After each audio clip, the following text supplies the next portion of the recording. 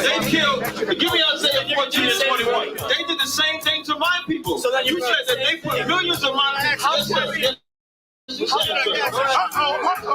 Should a murderer go to jail for murdering? Absolutely. Should a thief go to jail when he steals? Absolutely. Should a robber pay back the money he robbed? Absolutely. So why shouldn't the white man pay for what he did? That's right. One day you'll see just how it feels. Payback is a dog. It's a dog. Payback is a dog. It's a dog.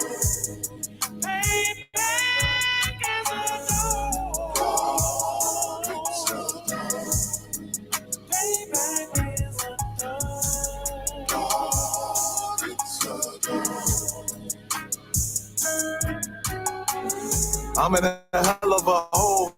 Was never expected to grow. Just obstacle sat in the road. That a result of me selling my soul. The story I'm telling is cold, but yet it's what everyone knows. The white man's the devil is known. America was never our home. Only a place of captivity, safe facility, hating, disfigure me. They claim that I'm lazy, be killing me. Maybe the slavery draining my energy.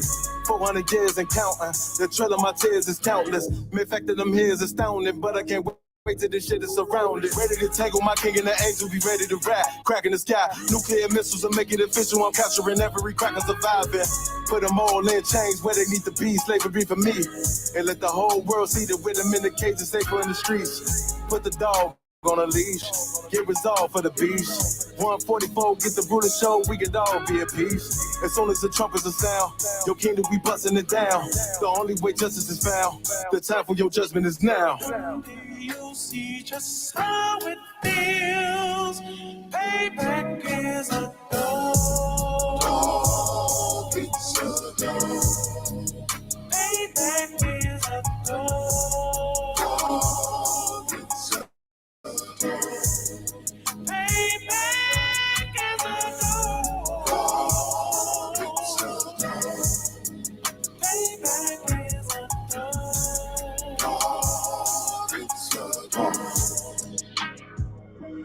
Look, ain't no remorse in my blood slim. It won't be no compromise. Now it's time to feed the worms. Watch his body turn to flies. I clutch iron while you trust the lies. The next Glock I buy gon' be Gen 5. I can get it customized.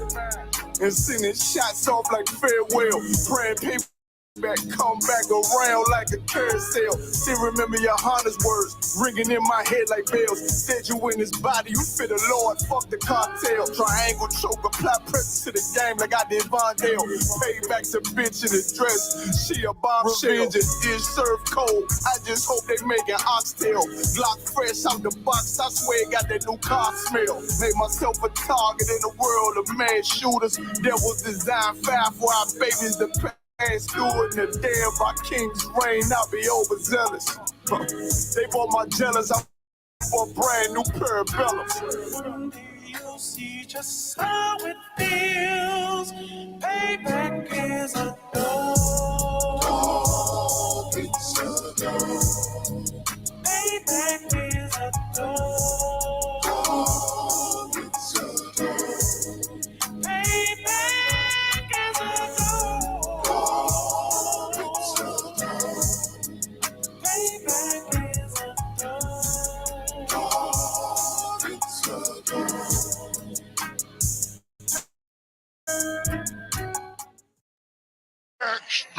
Backstage. Yeah, nigga. Fake ass nigga.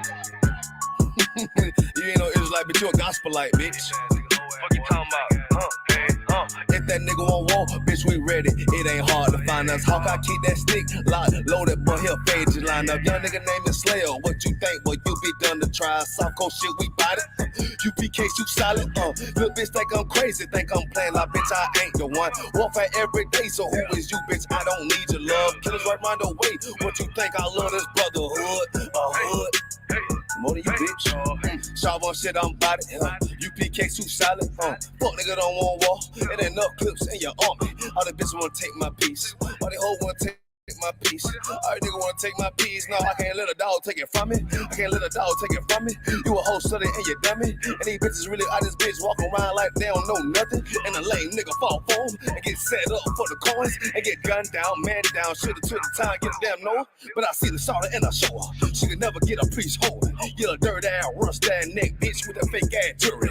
In Tennessee while I'm touring. It's a Tennessee, but she luring. And a sucker duck bitch ass boy fuck nigga over that bit mug. And I say, if that nigga on wall, bitch, we ready. It ain't hard to find us. Hawk, I keep that stick locked, loaded, boy, he'll fade you line up. Young nigga name is Slayer. What you think, boy, you be done to try. South Coast shit, we bout it. U.P.K, shoot solid.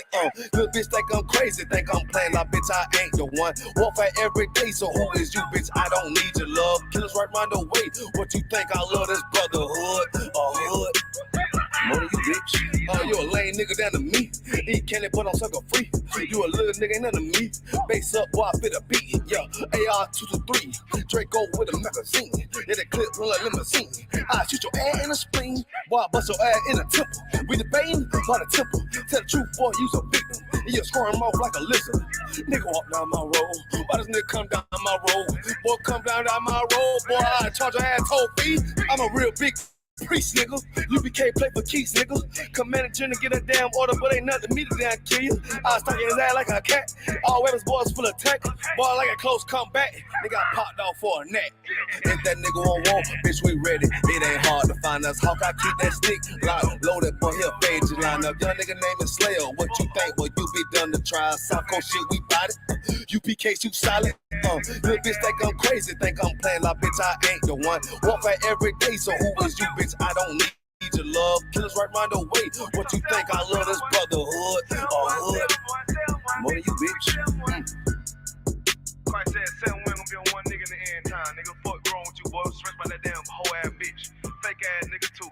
Dumb ass motherfucker. Fuck you.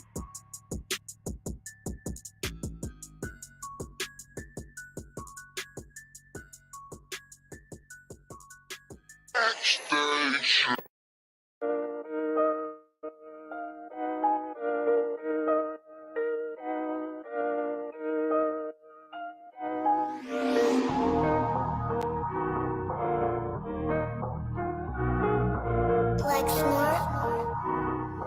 Pando, kill the beat.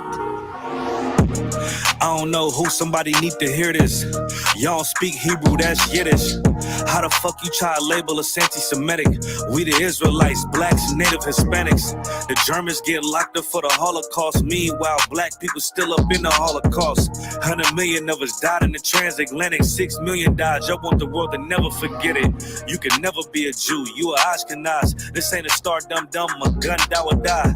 Yeah, Yeezy told the truth and got ostracized. Not one person in the Bible had on the yarmulke. We was slaves in America like we was in Egypt. Y'all don't even fit the curses in the Torah neither. Y'all was blind to the truth. I had to make it clear how Jerusalem, your land, your people came from Europe. That was 1947. Your menorah got 9 sticks. It's really only 7. Yeah, it's us against the world. Armageddon. This what happened when you inherit lies from your ancestors. Y'all the synagogue of Satan with them black hats. Your whole nation sitting ducks, Aflacs, bunch of thieves and culture vultures ain't nothing kosher. To tell the truth, you vagabonds don't have a culture. Macedonia, Alexander and Philip, you a convert, so tell me, how the fuck is you Israel? That don't make you the people just cause you live there. Why my people can't hate your people like y'all hate Hitler? All the prophets was black and was called nigga. Y'all don't even fit the description that's in the scriptures. Abraham, all the way down to Jacob, we the real Jews. Y'all don't study Christ, y'all follow the Talmud. Keep it real, yeah, let's keep it real. Cold heart, true fear, give you chills. Say y'all Jewish cause y'all ain't really them. About to do them like Hammond, it's the Feast of Purim. U.P.K undefeated, this an easy win. We was born fighting, y'all the evil twin. Jacob took hold of his heel, then out came his little red bastard and they kosher deals. It's only 12 tribes, y'all trying to make it 13. Esau despised his birthright, the Lord cursed him. He ain't the devil who is, I'm still searching. Ask your rabbi, why he get them babies herpes? I don't know what's worse, that or you claiming that you a Maccabee. I'm about to cancel, everybody try to cancel ye. I ain't afraid to speak, that's what I do. They riding to the core, I'm just judging them by their fruit. Cause they ain't suffering verses. If I was carnal, I promise I'd punch you in person. I know that's an uncomfortable subject. They making millions off our culture and black people suffering from it. Yeah, they don't believe in Christ. They the Antichrist. Make a living off of niggas. They're a parasite. I ain't afraid to tell the truth. Niggas terrified. I'm about to go DEFCON 4. I ain't satisfied. That is proof. That is absolute proof that they know we are the real Jews. That's absolute proof. Now you got the records. Go find me a white Jew on any archaeology in Egypt anywhere. You will never find a piece of archaeology with white people as slaves in Egypt. So don't tell me that they were slaves and it's their identity, and they know it. And another blasphemy of them, that they are Jews. The Lord knows the blasphemy of you so-called white people that say you are Jews and you are not Jews. You are not the people of the law. You are not God's chosen people. God's chosen people are living in the ghettos of America. God's chosen people are in poverty and depression in the streets of America. God's chosen people are walking around in America with no identity. That's where God's chosen people are.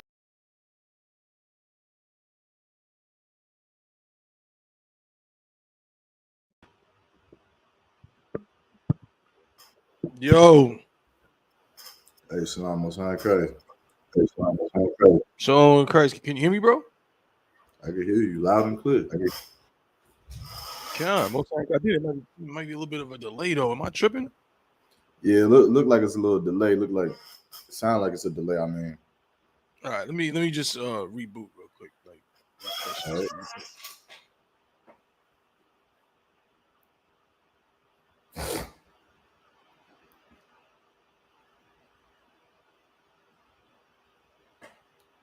This ain't no star dumb, but done, da.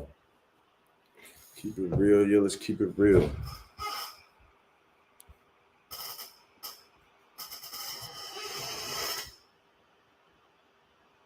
That hoodie. What hoodie? That ain't no hoodie.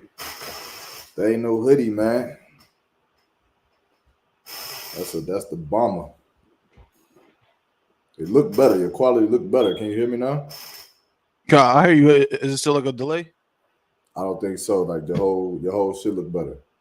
Most high Christ. All right, let's get it, man. Yeah. Yep, man. Back up in this piece. You know what I'm saying? Chainbreakers podcast brought to you by the I.S.U.P.K, the Israelite School of Universal Practical Knowledge. Start out of 1 West 125th Street, Harlem, New York, under commanding General YAHANNA. Been teaching the truth since 1969 that so-called blacks, Hispanics, and Native American Indians are the true Jews, the true Israelites of the Bible. You understand? And what you are tuned into right now is the Chainbreakers podcast. You understand? Featuring myself, Officer 1000 Tabawan, and my brother, you know what I'm saying? Officer of 1000 Yarmak. You know what I'm saying? Bull City's finest, holding it down. You know what I'm saying? We out here. Chainbreakers podcast. Unfortunately, Captain of 10,000 Yagarwap won't be able to join us today. You know what I'm saying? He got some things to take care of. You know what I'm saying? Also, my brother, Officer 1000 Kowal, might be able to join us later. I know he can't join live right now. But nonetheless, we're going to hold it down and do what we do. You know what I'm saying? Again, this podcast is all about breaking the chains of oppression off the minds of our people. The physical chains were taken off some 200 years ago. Well, actually less than that, like 150 years ago, 160, right? And our people think they're free because of that, but we know in the I.S.U.P.K that couldn't be further from the truth. You understand? The physical chains are actually not as bad as the mental chains that are on our people right now. We got some stories. That's what we're going to do. We're going to talk about some different things to demonstrate just how bad the mental chains are on our people so we can hopefully break them off of the minds of our people. You know what I'm saying? So before we get into the stories for today, again, shout out to everybody tuned in. Got my head covered. So shalom, Lord in Christ to the brothers. Shalom, Lord in Christ to the sisters. But I always, you know what I'm saying, want to, go to my brother. You know what I mean? If there's anything you want to bring out, talk about, you know what I'm saying? We didn't do the show last week, man. So what you been up to, man? Working as you can see. I got the website is up.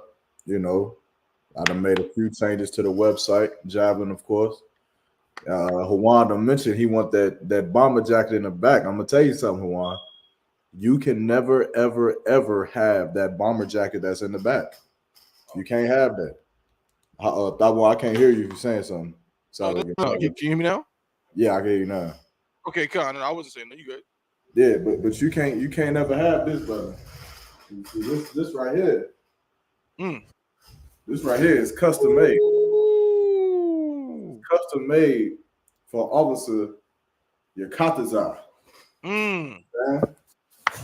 He custom made this. You understand? He on point. He damn sure on point with what he wanted. So lock it, brother Juan. But you're gonna have to custom make your own, man. Hit me up. You know. Let's get it on, man. That's fire right there, bro. Like, does the overall design, did he, was it his specification? Like each part was like how he specified it? Well, see how it works is the design I created, right? But there's obviously empty spots. So if you want to do something specific in the empty spots, if you want to put your name, if you want to put a bigger Javelin logo, the usual bomber doesn't have the big Javelin logo right there. Right. I didn't create that design, but he wanted it there. So, he got it. His name, his meaning of his name, all of that. So whatever you want, like that's what this is about, man. Like, and again, shout out to YAHANNA for even choosing the color. I remember when I put the blue-green bomber on the website. I remember thinking like, man, ain't nobody gonna click on blue-green. I wouldn't click on blue-green. I don't even know what that looked like.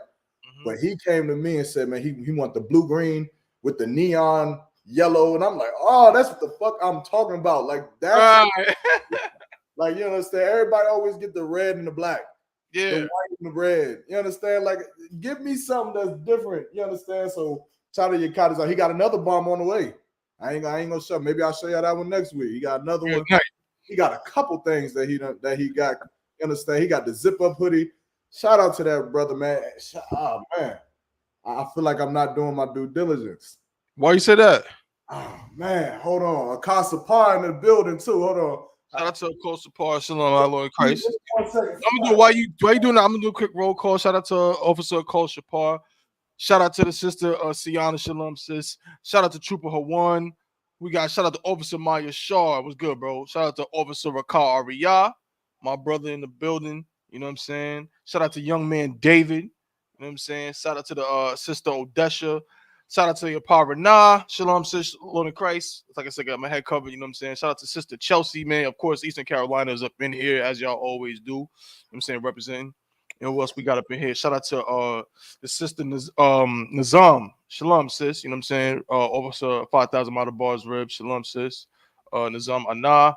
Who else we got up in here? That's it for now. You know what I'm saying? Up in the comments, you know what I mean? But appreciate all y'all for tuning in. Now, what you got, y'all, because I got a comment in a second, but go ahead, what you was about to say. Shout out to Yagadar, man. Obviously, Yagadar from VA. Shout out to Officer Yagadar. Also, he wanted to come through with the Ghost Gray, the bomber. So shout out to Yagadar. You know, this bomber is set, ready to go. The brother also wanted, you know, the black with his name on the back. Hey, look, and this joint right here reflective. You might not be able to see it. But he got this joint right here reflective. So when he get in the club, I'm telling you, the brother about to be stunting. The brother also got the season 3 hoodie. But he wanted to, you know, put his name on the hood, man. So we got him situated over here. Damn, his name on the hood, Yagadar on the front. I'm telling you, the brother's about to be stunning. He got the bragging rights so far, but both of these brothers, the Katazal, Yagadar, man, shout out to both of y'all.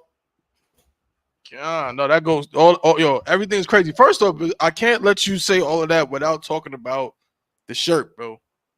The redemption shirt, bro. Come on, man. Yeah. Come on, man. Oh, good night. Man.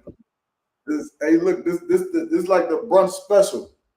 You understand? That's the brunch special, bro. That's the brunch special, bro. You throw that joint on with the G Fazos. It's over. That's it. That's your fit right there. You good. You know what I'm saying? Hey, that picture of Kevin Hart. In there, bro. Say what?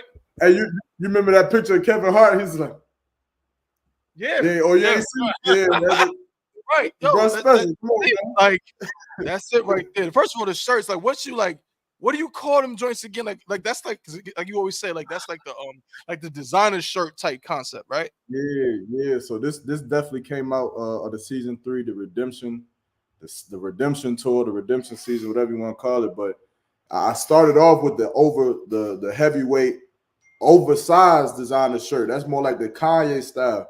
But this is still like the design is still heavyweight. The quality, now this is the quality. I'm telling you, the design is cool, but the quality of what I'm wearing right now, you don't never want to take it off. You don't ever want to take it off, man. So that's really what it is. Check it out. You understand? This isn't on the website yet. It will be tonight. But yeah, man. So that's it. That's it. We got a lot of things coming. No, bro. I got some more things to show y'all too, but I'm gonna wait till next week. Shout out to Officer YAHANNA, the Javelin. You know what I'm saying? We are extremely proud, you know what I'm saying, this brother's work, you know, here on the Chainbreakers podcast. You know what I'm saying? Of course, as y'all all know, you know what I'm saying, YAHANNA is my tool. That's like, you know what I mean? That's my guy, my main man, my brother. And he doing his thing, man. And y'all, I'm so glad everybody's actually, you know, embracing it. You know what I mean? Oh, that's something else that's going on, something? It's a sneak peek. Since Apostle, he came in here and gave me a good idea, man. Shout out to Apostle Paul. This is a sneak peek. I ain't gonna get into it. This is a sneak peek. Sneak peek. Ooh. That's all you get. Don't get it. That's enough, bro. That's all you get. You know what I'm saying? That's all they get. Hey, man, let's do it, bro. We gonna get into it for today. Let's do something else you wanted to bring up before we get rolling. Nah. We good to go. I want to talk about. I think I want to go right into, because you put up some stories, bro. Yeah, I got some stories and I got a question. Oh, hey, look, you got it. You got it. All right, because I did want to talk about. Hold up, wait a minute. Let me just see real quick. Salaki. The question, though, just so you know, the question is a serious topic question. So if we going into something light, let's do something light. But you know, I do got a serious topic question. I got you. Well, okay. Would you consider the one with the sororities? Would you consider that kind of light? It's a little bit lighter, right? But I mean, it is serious though. But it may not be serious for us because, of course, we all want West for the most part. Exactly. You know. So I want to what you think? I think we can start with that one, with the sororities. I think we can start with that one. Yeah, we can start there for sure. Yeah, let's start with the sororities, because this is really reason why I want to start there is because, amongst other things, it's intriguing to me because I have no, how do I say this? Like, I don't have much experience with Black sororities and fraternities, except for from movies. You know what I'm saying? Except for Drumline, kind of. What's the other one Black people love? Stomp the Yard. You know what I'm saying? What's the one from the 80s? School Days. That's all I really know about it. You know, but it seems, especially down south, the HBCU culture is crazy. And me and YAHANNA have talked about it a few times. He had to put me on. We actually just did a little bit of a mission.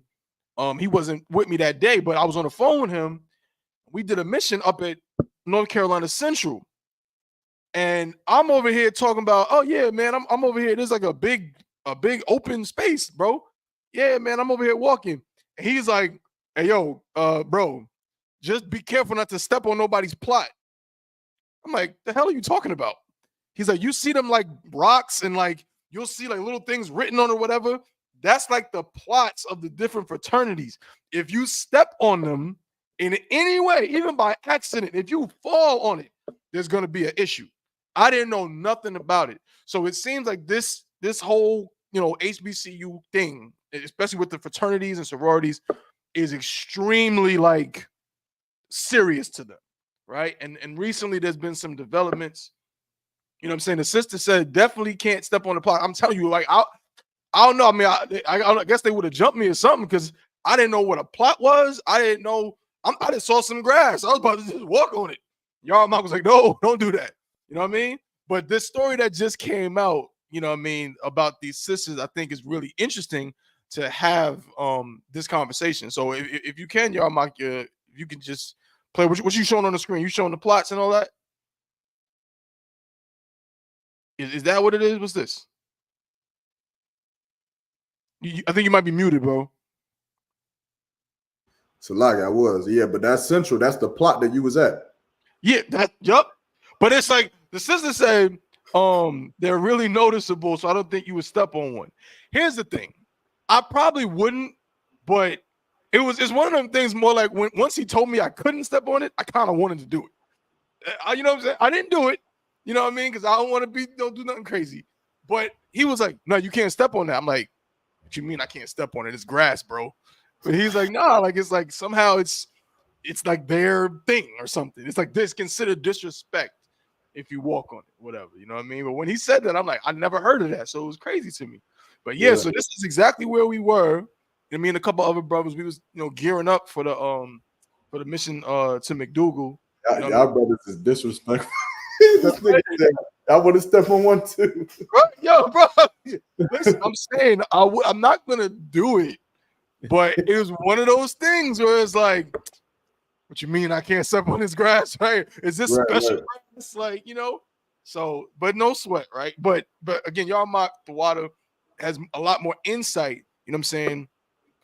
Being in school now, and you know what I'm saying, and over the past few years or whatever, he has more insight, especially into this culture, because I went to school, of course, where I'm from in New York, and there's no HBCUs where I'm from. So they have fraternities and sororities, but I'm just gonna keep it real with y'all. If anyone else in the comments, if you went to school anywhere else, certainly in the Northeast, I can't speak for like Midwest, West Coast, but if you went to school up in the Northeast, sororities and fraternities are there, but it's just not that serious, at least from my experience. But down here, it's a way different scenario, right? But yeah, if you want to can you cue the video? I mean, I could probably get it. I just figured you might have it already. I got it on your side. Yeah, if you could cue that video, and I want to know what people think about what's going on with this situation, because it's actually we've been talking about the sororities and the fraternities for some time on this show. You know what I'm saying? So I want to know what the people think. It's like playing with fire. My mom and he said five. Yeah, it's a one. Playing with. Let's see, he gonna make me step on it. He gonna make me go step on the plot.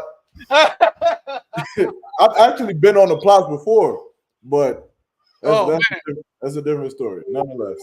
Good night. Okay, so let's see what's going on. This just with this video right here. I don't know what sorority she's in, but I'm assuming she's in one. And this situation just happened with a couple sisters that just what do they call it when you get into the sorority? Like you go over or join the line. Say it again. They cross over, like they cross over the burning sands. The burning sand. And again, I'm not trying. Anybody that is in a sorority fraternity, I'm not actually trying to be disrespectful. It's just again like a lot of this stuff I didn't know was real. You know what I'm saying? Last thing before we show the video, another thing. Yarmak told me that like if you like, what you told me that time, Yarmak, you was like, yo, like when like them dudes where they be doing all like the stepping like stomp the yard. And you like told me like it really be happening.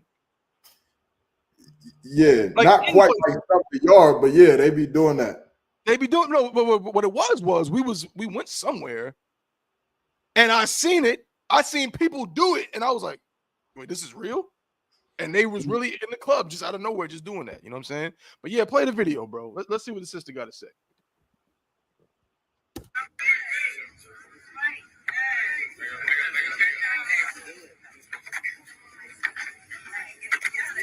I remember seeing this and having mixed feelings. First, I was so happy and proud. Wow.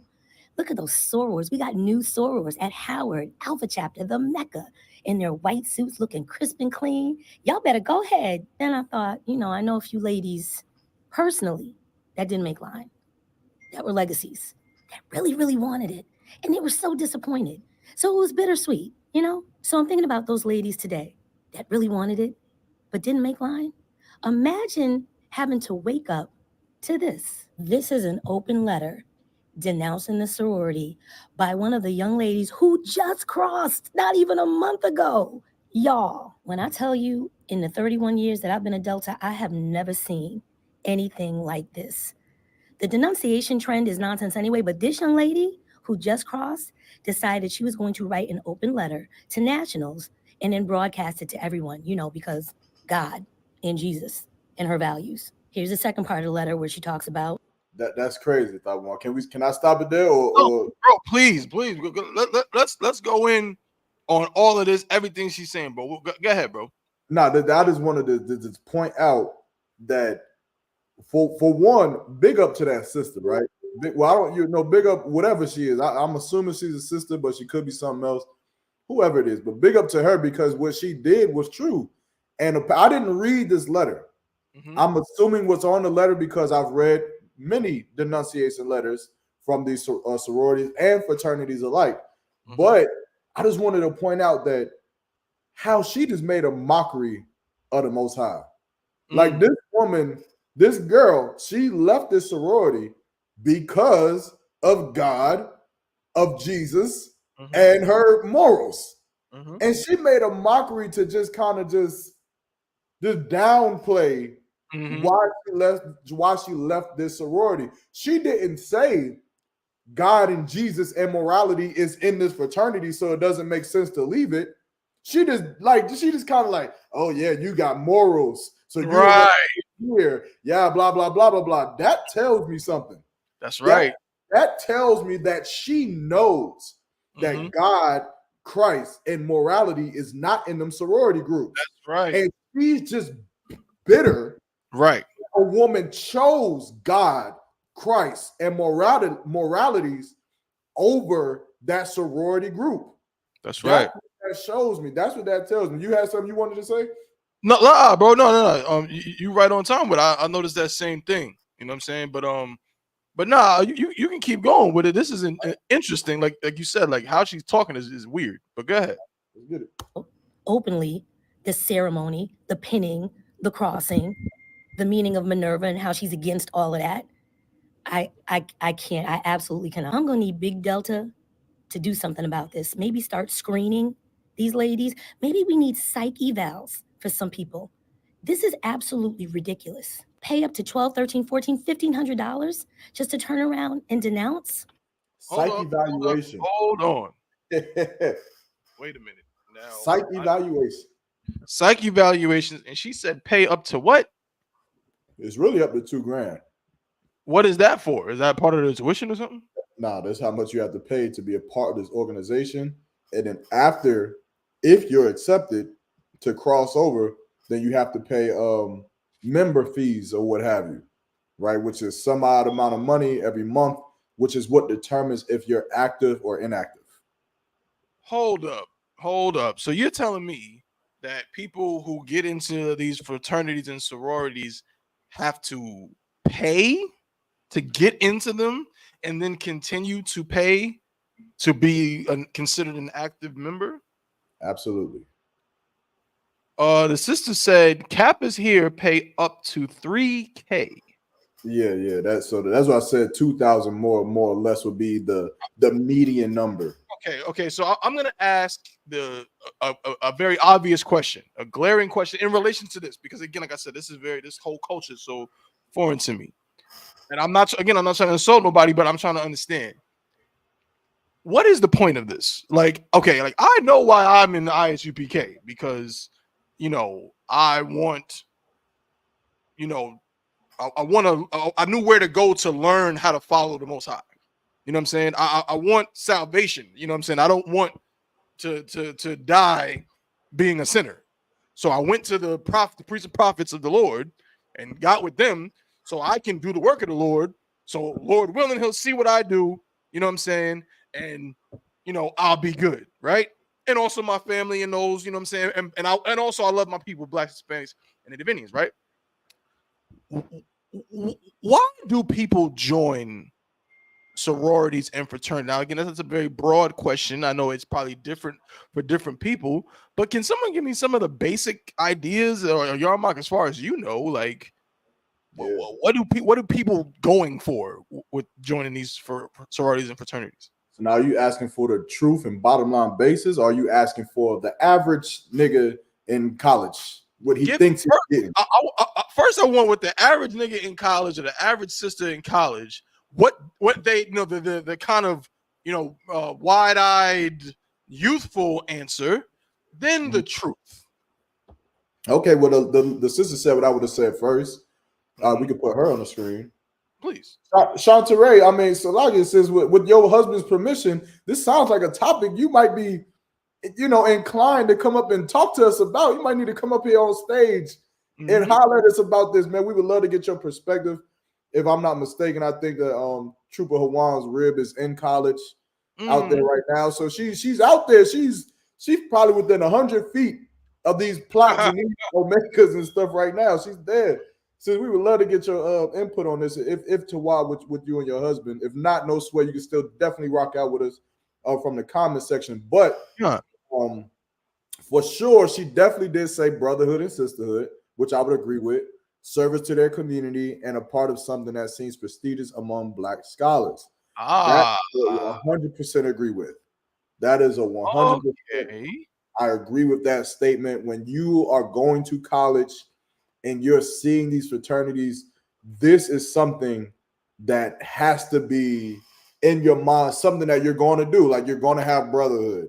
You're going to have sisterhood. You're going to be a service to your community. You're going to do food programs, right? You're going to do clean up the neighborhood programs. You're going to do help at the homeless shelter programs. That's something that's going to happen. And you also will have a national recognition that most other students in your class won't have by being in the prestigious Omega Psi Phi of Bloody Road chapter and Johnson C. Smith University, right? Or being of Alpha Kappa Alpha, of Alpha Road chapter of North Carolina Central University, or from Howard University. It puts like another staple on your name, and people, it just adds connection. So that's what they want, right? Okay. Okay. Now, interesting. The other sister said, Sister Kanaya Shah said she didn't join while in college. The water to the Most High for that. But it's as if you want to fit in when you're new to the college. They start grooming you to the idea your freshman year. Now, YAHANNA, now you, having been, again, I graduated a long time ago. I'm a dinosaur, so we're not going to get into that. But like I said, again, fraternities and sororities were not, I went to what they call a PWI. So obviously their sororities and fraternities is like, they be having them though. They be having them. They be having them, but it's like, who the hell wants? It wouldn't even occur to me. Y'all be having white. Like, it's crazy because I've got to experience both. I've seen fraternities at Howard, Central, Johnson C. Smith, Shaw, right. even Florida. But I've also got to experience fraternities at one of the most prominent party colleges, universities in the world, University of Arizona. And I've got to literally get the inside scoop of their fraternities. Them niggas be killing each other up in there. That's how crazy they be going with their fraternitarianisms. They be killing each other, locking each other in deep freezers and forgetting that they in there because they drunk. Getting suspended for 10 years. But out there, they got roads called Greek Road with mansions and many mansions. And each one of these mansions belong to Sigma Phi, Sigma Psi, right. Sig Guy, Sig Gap, whatever. Right? It's crazy. So I've experienced both sides, but go ahead. What you were saying? No, I was just saying. You know what I'm saying? Like, the culture is a bit different. You know what I mean? But nonetheless, when the sister's saying, I was going to ask you, YAHANNA, so they start grooming you, the idea of your freshman year. So, well, I guess it's twofold. Again, we're gonna get back to the video in a minute, but with you considering two things. First off, you going to college as an athlete, for one, I imagine played into that. But did you feel that pressure or that grooming where it's like, you know what I'm saying? Like, they was trying to get you, because again, in Stomp the Yard, I hate that that's the only reference I have. But I remember in Stomp the Yard, you know what I'm saying? Sands, man. Say what? You gotta watch a movie called Burning Sands. Okay, I'll check it out, right? But in Stomp the Yard, when they found out that Columbus Short could like dance, I guess, or like whatever he was doing, making some noise. All of a sudden, they was like trying to recruit him. Did you have like fraternities trying to like recruit you? So I'll tell you, there's two different type of people, two different type of freshmen. When in the fraternity eyes of what we're talking about, there's one who needs the fraternity to prosper, and there's another who makes the fraternity prosper. There's two different type. So in my experience, again, I'm not trying to toot my own horn, but I was more or less probably one that I would have made the fraternity prosper at whatever school I was at, because I came in with a certain level of confidence. And again, like you said, I was an athlete. And so I had the experiences I had many stories, man, many effing stories of, particularly the Qs. Most people look at me and be like, you was a Q dog, weren't you? So I guess I got that persona or whatever. So I look like, come on, what you got? No, I'm sorry to cut you off, bro, but this is what I'm saying. What the hell does a Q dog look like? I guess me. I guess, a Q dog is more or less, football player, buff, muscular, aggressive, cargo pants, boots, look like that. Where like a Kappa is more or less, he's really inclined with his fashion sense. You're gonna see him on campus wearing suits. He might he's gonna be Mr. Freshman, Mr. Sophomore, Mr. Junior, Mr. Senior, right? That's them. It's kind of like different what you thinking? Stereotypes. I got you. You feel me? So I got you. Yeah, my okay. Yeah, that's the purple gold one. The one that be barking at women all day. The dog. Oh, that's the who's the purple and gold? The Omega. That's who they would say that I would probably be.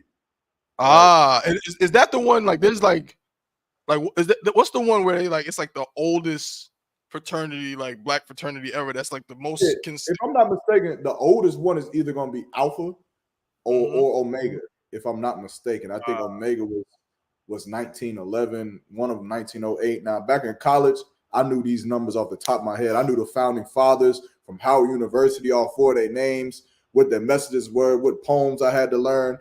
I ain't gonna say too much because I don't want to get embarrassed, but just know that they had me into it. It's Alpha. Okay, you, bro, Alpha.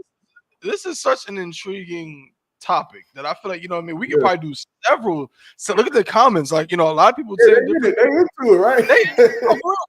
I'm telling you, like I appreciate it because I didn't know none of this. So seeing how entrenched this culture is, and again what people I'm glad to see people's perceptions of it and so on.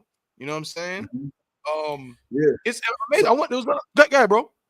No, I was saying to her comments, she said, in all actuality, all organizations and group work that way, they benefit you and you benefit them in a way. But I'm gonna explain how these organizations are a benefit to nobody. They're not at all. I'm gonna explain, right? But nonetheless, and then the other sister Kanai said that Q dogs are more hard and Kappas are called pretty boys. Deltas was the professors and the AKAs were like the pretty girls. Right, the Deltas were like the dark skin back in the day, right? If you're dealing with colorism, Deltas were the dark skinned girls. They worked hard and all this, that, and the third. And the AKAs were the pretty bougie girls, right? They was pretty. They had so that's what Spike Lee got the idea from School Days from. You ever see School Days? Yeah. He definitely got it's a stereotype, right? Okay, crazy. And then you got all the other ones that just kind of. The iotas are like the least respected on the yard. Nobody gives a fuck. You probably could have stepped on an iota's plot and everybody would have been like looking at you. They probably would have looked at you and been like, damn, we ain't had an iota on this campus in 2 years. It can happen like that. So, but yeah. Okay. That's insane. Okay. So I follow you now. Now at least I have some background knowledge to kind of see, because this sister seems very upset by this. She's all upset about it. Man, so this is giving me insight into why she feels so strongly about it. But you can keep playing the video, bro. Unless you have something else. Yeah, real quick too. A lot like I remember the last time we spoke about this. I had a sister from ECU who was watching, and she damn near tried to curse me out after the show.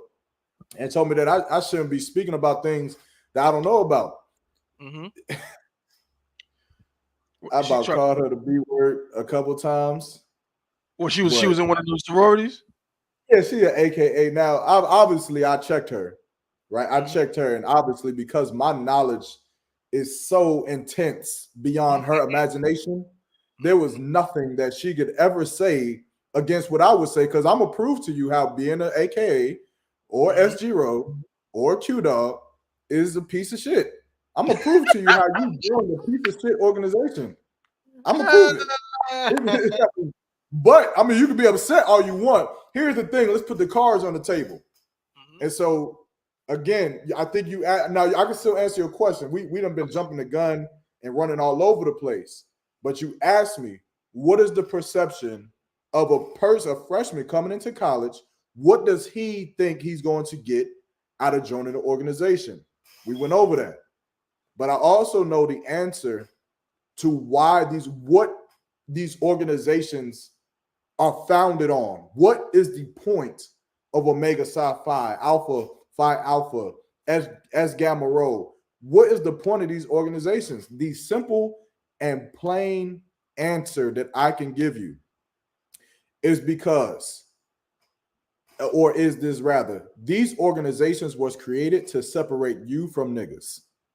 That's it. There's nothing else. Go and do the research.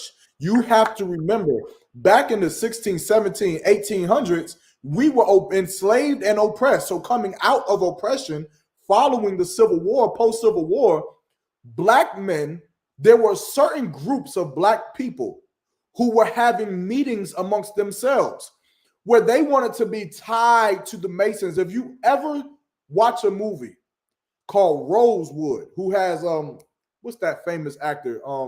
Ving Rhames, Don Cheadle.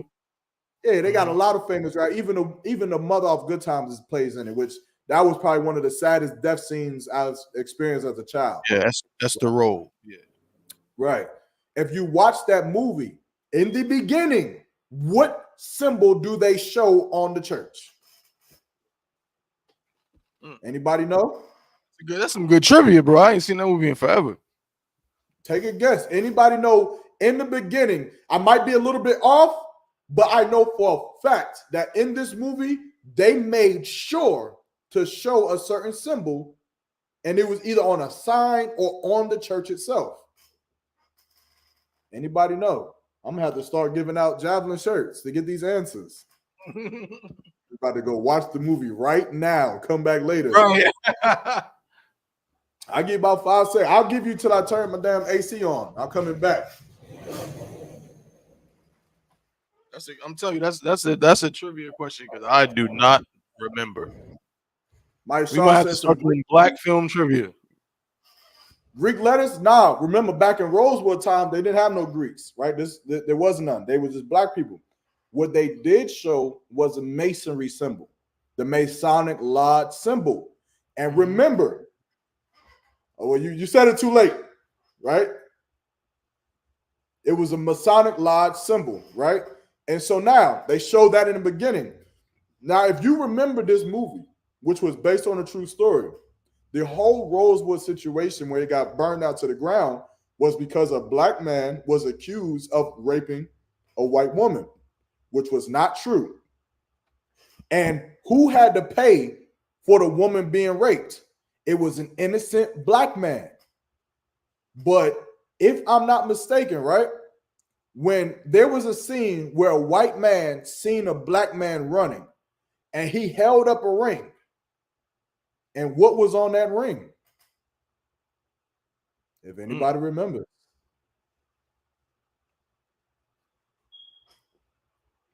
My recollection or the timeline of the story of how these events actually happened may be off, but I know for a fact that they made emphasis on this symbol. Again, for time's sake, it was the Masonic ring. It showed that white dude that this black man was a little bit different than the rest of the niggas. So he deserved a little bit of leniency, right? He deserved a little bit of leeway. Now, I say that to say this. Going up into post-civil rights, when all of these things are taking place, now people are leaning, certain black scholars and educated men, they're leaning more towards Masonic lodges and whatnot. They want to gain information because Masons believe that information and knowledge is what gives you power amongst regular people. That's what they teach. And Right. so now black people believe that the more knowledge and the more information they gain, that it would separate them from being niggas so that they didn't have to get spit on, so that they didn't have to get mistreated, so that they did not have to be identified with the rest of the niggas that were in the plots. And so now from there, they start to create, in the early 1900s, they start to create these fraternities. And these fraternities are to do what? They're not to breed up black excellence. That is a lie. They tell you it's to breed black excellence, but it's to take the doctors, to take the lawyers, to take the athletes, the prominent of our people, and to breed Greek excellence. That's why you're in love with the Greeks. That's why you push the Greeks. There it is right there. The Masonic Lodge on his ring. Right? Wow. And so That's now crazy. when you're up, That's crazy. you never noticed it. Yeah, never noticed it. But that's it right there. God. And the black man, he showed the black man showed him his, if I'm not mistaken, and he let him go. Right? Black people wanted that. Those prominent black men, they wanted that. They didn't want to be identified as a nigga. They didn't want to be identified. What do they? And then even today, sis, what's the sister's name? Hawan's rib, Shantara, Salak, if I'm saying that wrong, Shantaray, if I'm not mistaken. What do fraternities and sororities? What do they call everybody else that is not in a fraternity or in a sorority on campus? It's a three-letter acronym. If you can understand this, then you know that what I'm saying. You know that what I'm saying is true. Skull and Bones? No, they don't call them Skull and Bones. If you're not in a fraternity on that campus, they call you something different. If you've seen Burning Sands, then you've seen it. There you go. What does that mean?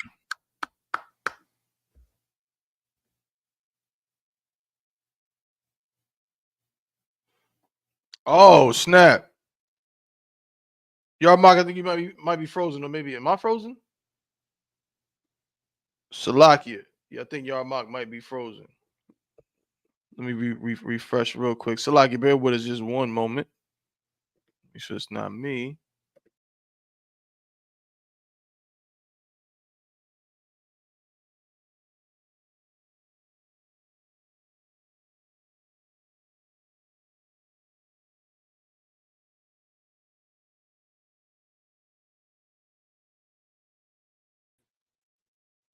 Okay, Con, you sister said y'all can hear me.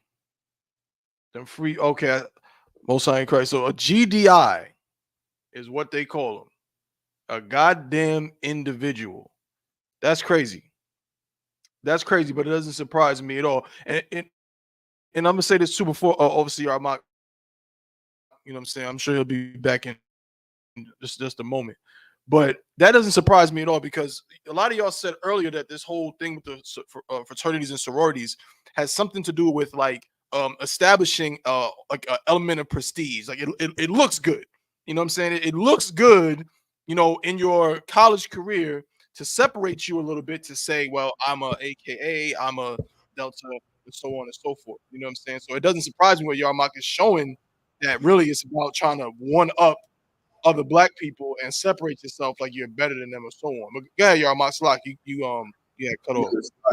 Slacking for that. My Wi-Fi when I'm on my hotspot now. But I don't know if she answered the question right. But the GDI, She did. She said GDI, goddamn individual. Goddamn individual. You damn right. That's exactly what that means. That's crazy. So now, when you look at these fraternities and what they was founded on, is it really for black people to come together? Is it really for black excellence? Like, how is it for black excellence when you're alpha and you look at another black man and call him an individual? I thought we were together. This is the fabric of why these sororities and these fraternities ain't shit. You ain't worth a goddamn. You know why we have to come to the Israelite School of UPK and go to McDougal Terrace to feed McDougal Terrace, to offer up felony expungement programs? You know why we have to do it? It's because of your sororities and your fraternities. That's why we have to. They are the root as to why our people cannot prosper over the prominence of our people. Y'all are so fucking brainwashed. You're so fucking dumb. Right. You are so fucking stupid. You believe that because you're a doctor, or you're in college and you're a nurse, or you're a basketball player at your college and you're prominent, you got a 4.0 GPA, and you're this and you're that, you believe that that should separate you from the rest of the black people who work as garbage men, who work as career criminals, who work at McDonald's flipping burgers. You believe that you're separated from them when you can't even fathom the idea that everybody can't be a fucking doctor, you stupid bitch. Right. Everybody can't be a doctor. Everybody can't be a lawyer. Everybody can't be a judge. Everybody cannot have the brain or the concept of gaining knowledge and going to college like you do. Some of us are prominent. You understand? Some of us are warriors. You're gonna look, I'm gonna look at you differently because I can kill 30 people and you can't. Right. No, I have to take my skills and do what, Tabuan? I have to protect those who can't fight. Mm-hmm. I have to protect those who were born without the abilities that I was born with. And I have to use my ability to protect them. Why is it that you look at people who are not capable of being in your prestigious organization and you call them individuals? You say that they're alone, they're by themselves. You should be helping them. You should be taking your doctorate degrees and going to McDougal Terrace and helping those who can't help themselves. That's right. However, the reason why you won't do it is because being in a fraternity has nothing to do with black excellence. It has everything to do with your excellency, which is your Greek predecessor. It's your Greek honors, your Greek gods. That is who you make excellent. That's why you'll fight Tabawan if he stands on a plot. Right. You know how Tabawan, I cannot wait. I cannot wait. And I hate the fact that black fraternities are so indulged into masonry that they practice a certain level of secrecy. I cannot wait for you black fraternities to grow some fucking balls and get on the fucking stage and debate this cause. And you never will, because you know that imagine a fraternity whose black excellency jumping out a brother. They jumping him because he stepped on some grass. On some grass, bro. And you're going to jump him half to death. That's black excellency. You know what? I wonder if I could find a video. Next time at one of y'all colleges, when y'all see a black man or a black woman step on the grass and the fraternity jumps them or something, y'all need to take the iconic picture and send it to me, because I'm going to make a shirt out of it. This is black excellency. Killing each other over some Greek. We're not Greeks. You understand? That's not us. That's why 2 Maccabees Salih in 16 or 15 says, not setting by the honors of their fathers, but liking the glory of the Grecians best of all. You don't care about your forefathers and what they went through. You don't care about that. But what you do care about is being like the Grecians, man. This is Tabawan, this is deep. This is deep. This is a deep rabbit hole that a lot of us, we try to ignore, because being a Greek is so popular, just like being a Roman centurion 2,000 years ago was popular. You join yourself to the Greek or to the Romans so that you can be separated. So they look at you and say, oh, he's one of the good ones. Right. Good ones. He's not one of those niggas. He's a black man. That's what Greek fraternities was founded on, man. That's it. You understand? The sister said, is there scriptures about these groups? I just read it. I'll read it again from verse 14. Right? This is 2 Maccabees chapter 4. I'm gonna put a video while you're reading, bro. Con, you gonna play the video? Yeah, it ain't gonna interrupt you. I just want people to see this crap in the background. Con. I got you. So this is 2nd Maccabees chapter 4. I'm gonna start at verse 13 in the Apocrypha. There's no Swiss. I'm gonna read it again for you. It says, now such was the height of Greek fashions and an increase of heathenish manners. What Tabawan is playing is heathenish manners. But this is the height of our fashions. Look at the suits. Look at the canes. Look at the way that they move, the way that they dress. These are the Greek fashions and the increase of heathenish manners. Through the exceeding profaneness of Jason, that ungodly wretch, and no high priest. You know who Jason is? Jason is Howard Ward. Jason is the founding fathers of your Greek fraternity and the founding mothers of your Greek sororities. Who is what? They are no high priest. They're not someone who brings the gospel of the Most High to teach blacks, Hispanics, and Native Indians who they are. That's not who they are, but you esteem them to be higher than God himself, right? Verse 14. And the priest had no courage to serve at Salaki, and the priest had no courage to serve any more at the altar, but despising the temple and neglecting the sacrifices, hastened to be partakers of the unlawful allowance in the place of exercise. Meaning what? You didn't want to be a priest no more because it's not attractive. Being a priest isn't attractive. Being an Israelite isn't attractive anymore because if you're an Israelite, you know what you get? You get profiled. When you're an Israelite, you know what you get? You get harassed by the FBI. You get harassed by the police. Your family doesn't love you anymore if you're an Israelite. But if you are an Omega and if you're a Kappa, your family loves you. They throw you roses when you cross over. Look at the stands. Look at this. These people didn't graduate. They didn't achieve nothing. They took on the identity of Greeks, of people that had their people in slavery, and they dance and shake their ass for Greeks. They don't have the.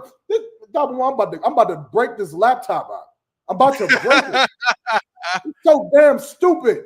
They are shaking their ass. Show me a white person. Show me a Greek. Who's in there? Where the Greeks at? Where the Greeks that's in there? None of them. And correct me if I'm wrong, Yarmak, but if my dumb, you know what I'm saying, green self was to accidentally walk through this, I'm gonna get, you know what I'm saying, assaulted, correct? Yeah, well, not you. Of course, you in the Israelite school at UPK. Well, not not me. You know what I mean? I know what you mean, but I'm just making it clear that they playing with fire, ever putting hands on you. And that I'm talking about real grown man fire, not college dancing fire. I'm talking about real life. You won't ever get to have children fire if you think that you put hands on or any brother in UPK. Right.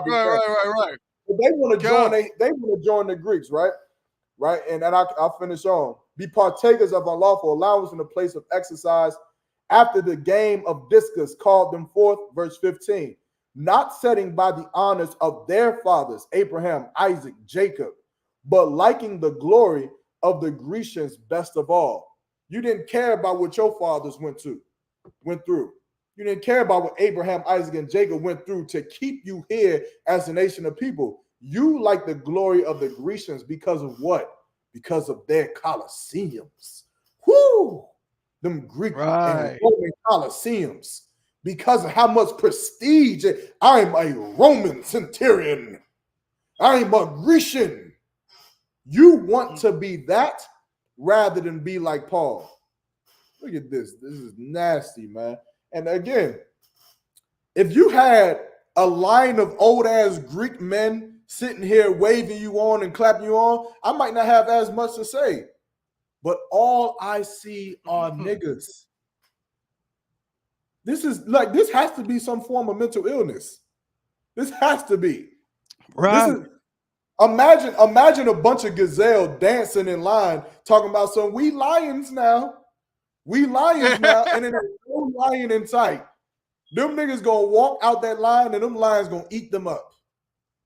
That's it, man. But I yield. Yeah, this is gay.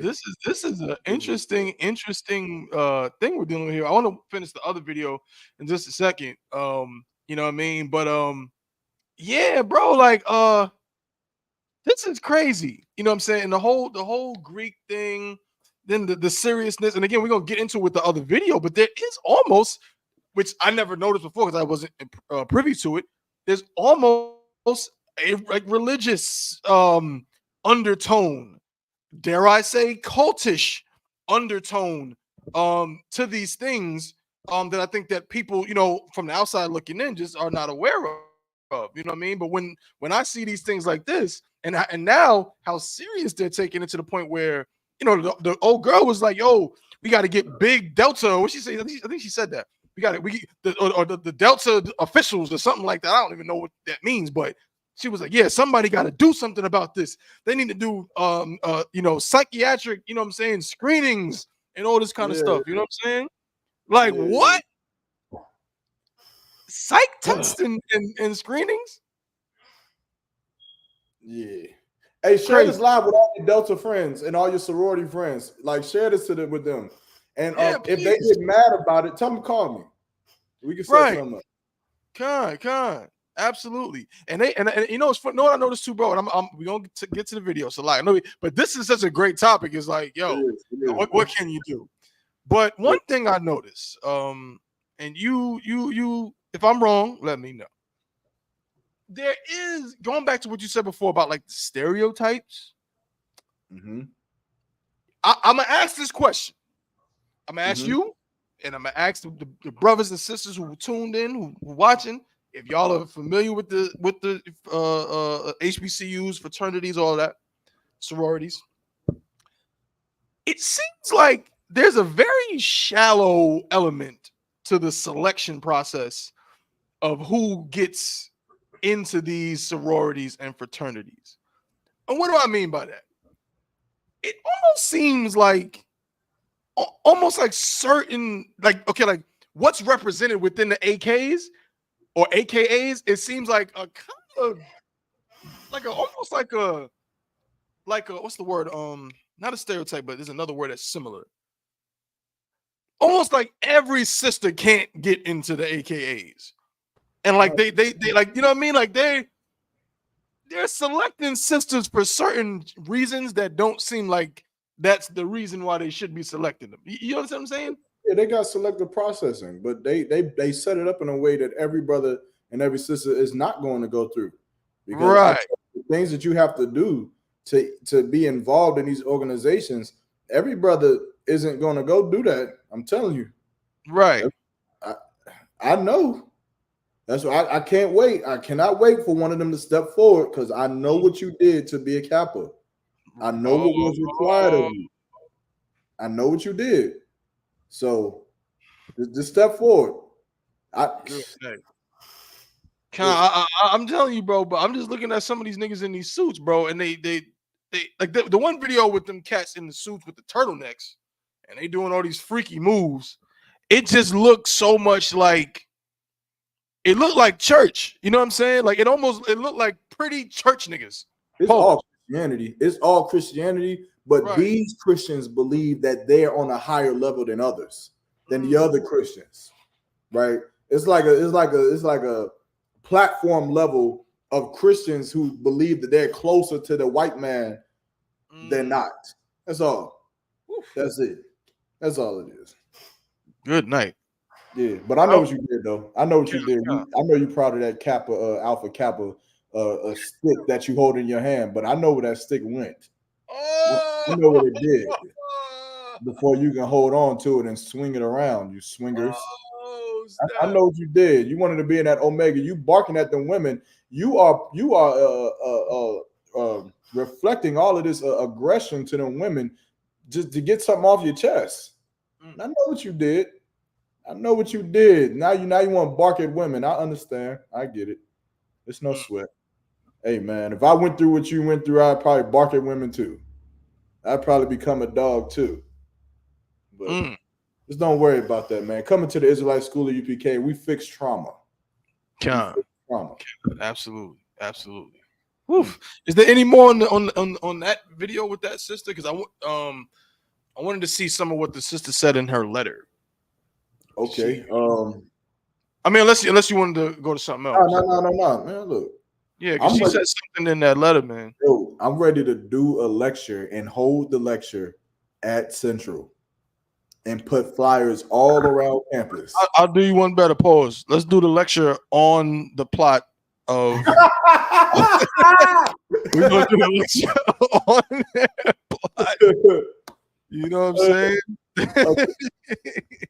Let me see. Kanai said the college I attended, you couldn't join until your junior year. They watching every move, and you could be rejected. You never know why. That's true, right? They started recruiting me at my college when I was a freshman, right? Had me set up with a whole man who's been online for 3 years, teaching me the steps, telling me that we can't walk on grass, we can't use condiments on our sandwiches, on our burgers. Wait. Salakia.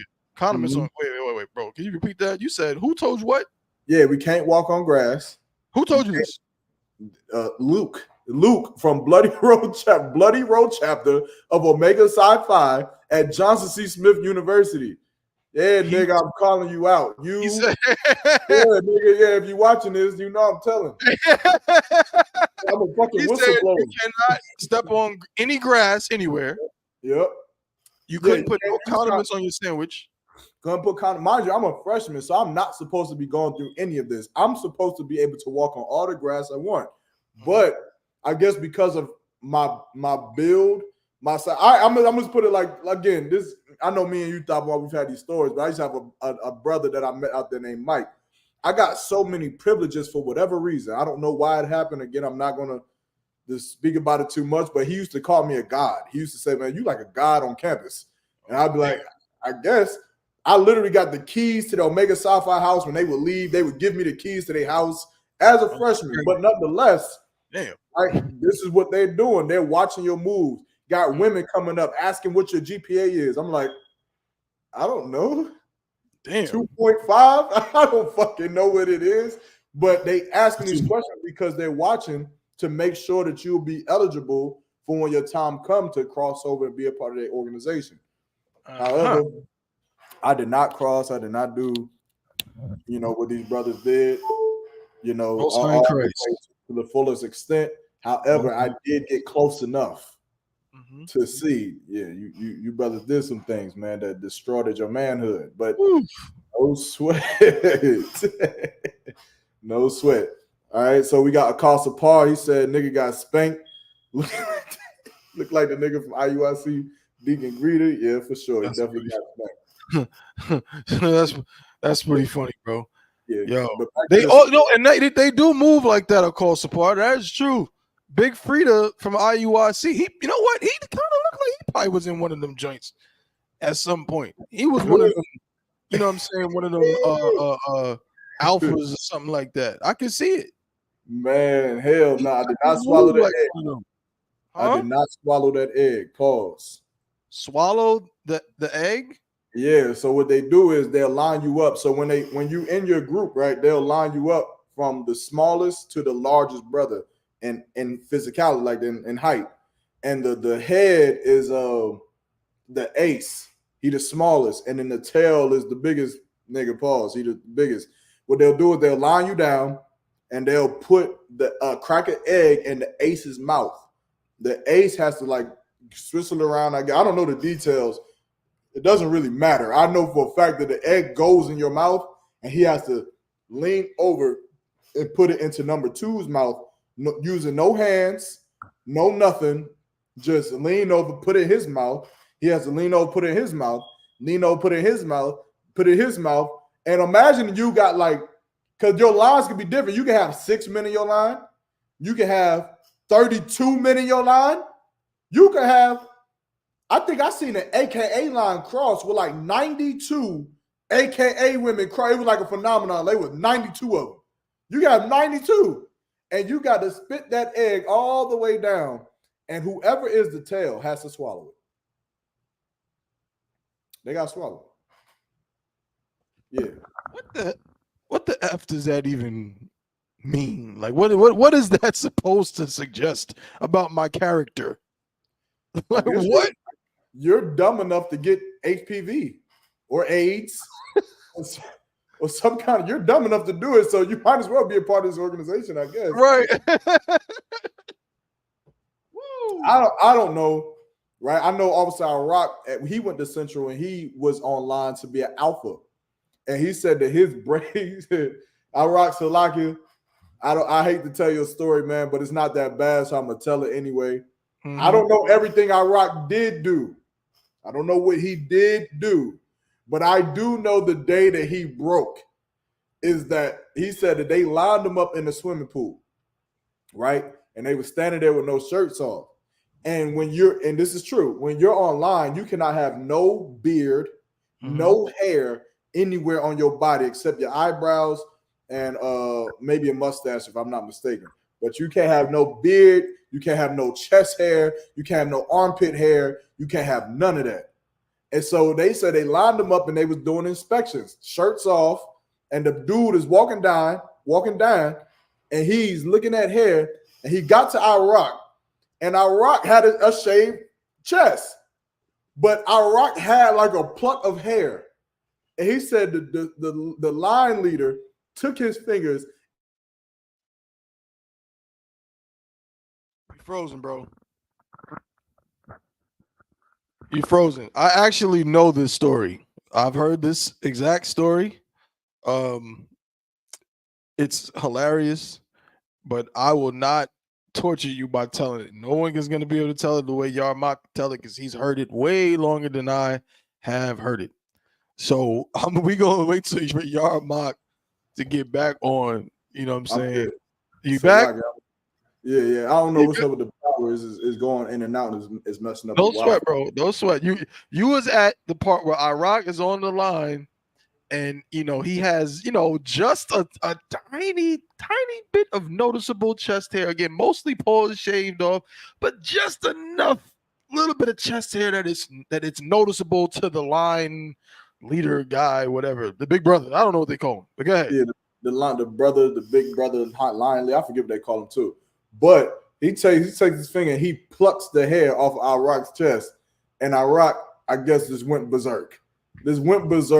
Because I guess if you in that moment, you like, nigga, I shaved my chest. This fucking him up, and then he got blacklisted. So to my understanding, I believe I'm blacklisted alpha as well. Like I could never cross or try to be an alpha because of him, because he's blacklisted. I would be considered blacklisted. And but that's what happened, man. They do some crazy things. I know I got stories, man. Hey, man, y'all better not be dating these fraternity cats. I'm telling you. But I was gonna say that too, bro. I feel like these fraternity dudes have a reputation for getting a lot of women. Is that not true? Yeah, but again, a lot of women, they are caught in a facade because they see what everybody else sees. They see the prominence of the fraternity, but they don't necessarily know that this nigga took a cane up his ass to be able to carry it. They don't know these things. They don't know about the egg because there's so much secrecy that it's not so well known. But if you're on college campuses, you will start to see that nowadays the prominence of it is starting to die down. It is. It's starting to die down. So now most women, they got friends and this, that, and the third. And then once you become sophomore or a junior, senior, women is, it dies down. Now, freshman women, they're the cream of the crop of stupidity. I don't think that there's anything more stupid than a freshman woman in college. So, of course, they think, Omega, he's barking at me. Like, do you not realize that you can find any nigga and he can bark at you all he wants in your bedroom? You can do whatever they do in your bedroom. But, of course, stupidity reigns in Black community for some reason, especially with freshman women in college. But, they get women. However, that doesn't mean that they didn't do some gay stuff to do it. Right. This is a sick world, I'm noticing, bro. It's a scary place. What I mean? Damn. But all right, no sweat, bro. I'm gonna look more into this, man. Like, you know what I mean, and really get ready for this lecture we about to do on the plot of Alpha Phi Alpha. Put the word out. I.S.U.P.K lecture on. Hey, I wanted to start putting flyers out. So what? I want to make a dope ass flyer and start putting it on campus just to see what happened, to see what kind of spark we could get. Yo, bro, we might do that. We might have to make that flyer, bro, just to see what comes of it. Listen, it's a lot of niggas who will see that shit and be like, hell yeah, I would fuck them Qs. They beat me up last year because I slipped and fell on their plot. I need the information so I can beat them. You understand? So we gonna give you all the weapons and all the tools you need to fire back at them, man. You call them gay and all this other. Yo, you want me to play it? On it, bro. I'm with it. Let's do it. Let's go. You know what I'm saying? It feels orchestrated to me. Oh, but wait. I'm hearing the streets is talking. She's not the only one. You may hear and see more denunciations coming up from those women who just crossed Alpha Chapter at Howard. She's not the last one. There may be more. Which begs the question, do they have an agenda? Are these ladies just making line just to turn around and then, go viral by denouncing, getting some clout? What's your point? Because I know women in my 31 years who are no longer active or who want nothing to do with the sorority that just quietly go on about their business. Because you were initiated quietly, you pledge quietly, you can denounce quietly. We don't care. We don't care. We don't want to know. We don't want to hear about it. This is from one of her big sisters, her mentors, who in the 2 years she knew her, this little girl said nothing about God, Jesus, the Holy Ghost, spirituality, nothing. These girls ain't even in the red zone yet. They don't even have membership cards printed yet. We might need a moratorium, just shut everything down because this is absolute lunacy and it's ridiculous. Delta, what y'all gonna do? What y'all gonna do, Delta? What y'all gonna do? Yeah, people leaving the organization, it must be because it's planned. Must be some kind of, attack on Delta. Right. I better do something. Yeah, the sister's name that denounced Delta is Zora Sanders. Oh, I know y'all want her name. Let me get it back up for all the brothers who want to go and congratulate her. Hold on, where is it at? I think that's her right there up in front. There y'all go. Yo, imagine we could get her for the lecture. That's her. Imagine we could get her for the lecture. Hey, bro, that would be lit. I'm sure she's getting a lot of people probably hitting her up, but they ain't U.P.K, so you know what I'm saying? It's definitely worth a try. For sure. You know what I'm saying? She said, this is a part of the letter, if I can read it. It says, before I was invited to join the organization, despite all the research and information I had gathered, I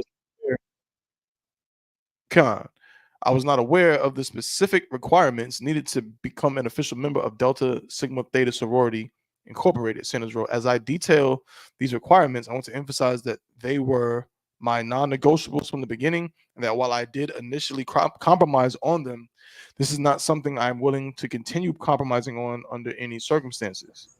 The letter goes on to state that her decision to denounce the sorority is driven by her religious convictions.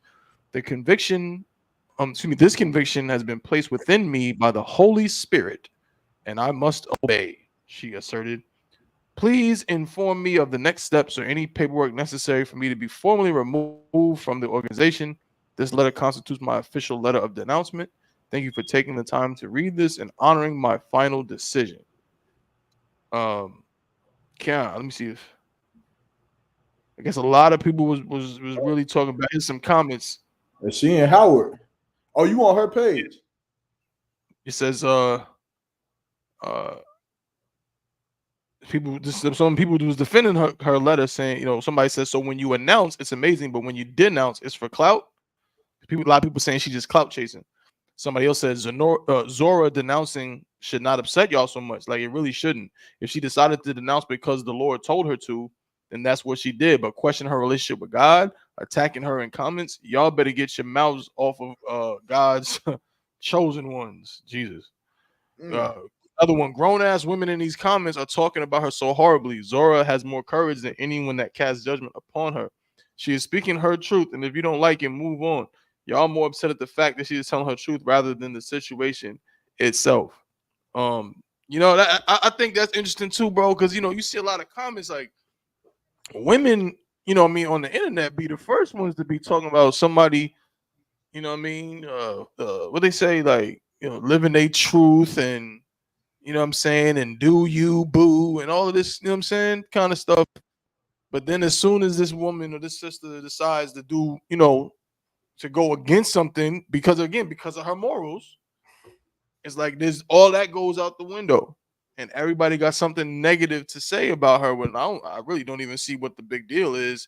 Like, I mean, you still in the sororities, what the hell do you care? Or is it one of those situations where, it's like her saying this is making you, whether you want to admit it or not, question your own morals, question your own integrity because you still in it. Go ahead, Yarma. I think it's a little deeper than that. I think it's more or less because these sororities they have a certain level of secrecy. That's why she's saying we need to start doing mental screenings. She's basically saying we need to heighten the screening process of which we're letting these people in, because we don't want our secrets to get out. It seems like we're being too lax with who we're letting in. We're going to give our secrets to these people. They're going to leave and start to spread the truth about who we are around, and that's a problem. That's why she's calling for the heads of the organization to deal with this before it becomes widespread. That's why she's saying more people are going to do it. And then once more people do it, our organization is going to crumble. Why would your organization crumble? That's the question. What is she going to say that will make your organization crumble? That's what I would be more concerned with. Right. That's what I would deal with. But who knows? Right. I mean, it's very, very crazy, but we're going to follow this, going forward. See how much more people got to say about it. But I'm telling you, man, them that we really got to tap into this, man, because they are some angry people. Remember the dude got upset with whatchamacallit? Remember he got mad at Drewski because Drewski did a little shit. Yeah, man, come on, man. You know what I'm saying? It was like threatening Drewski. So that's what? Black excellence. Right. What's black excellence about that? You know what I'm saying? I'm telling you, I don't see how much different than now. Again, granted, they're not, shooting guns at each other, but How they not? Huh? How they not?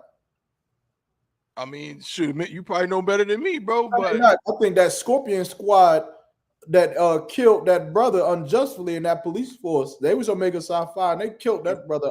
Right. Yeah, they killed him. You right. Yeah, that's true. That's true. I was talking also about, against like, one fraternity ain't trying to, knock off brothers from another fraternity. But there is like this element that's very similar to, I think, gang culture, you know what I'm saying? To where like, okay, like my plot is my plot.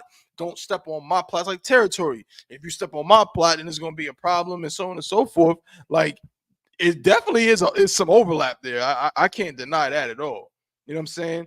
And then look at this. No different because with the whole gang situation, you know what I'm saying? I think you might be frozen, your mouth, but with the gang situation, what they say, like, you know what I mean? Or the idea, like, once you're in it, you can't really get out of it type thing. You know what I'm saying? Or at least that's something that they presented, right? But now it's happening. This sister denounces it and says she's not with it because she's trying to, I guess, be better, do better. You know what I'm saying? Be a good Christian, whatever the hell that means, right? But whatever, that's not the topic for today. But she does that, and the result of it is people saying all this nasty stuff about her.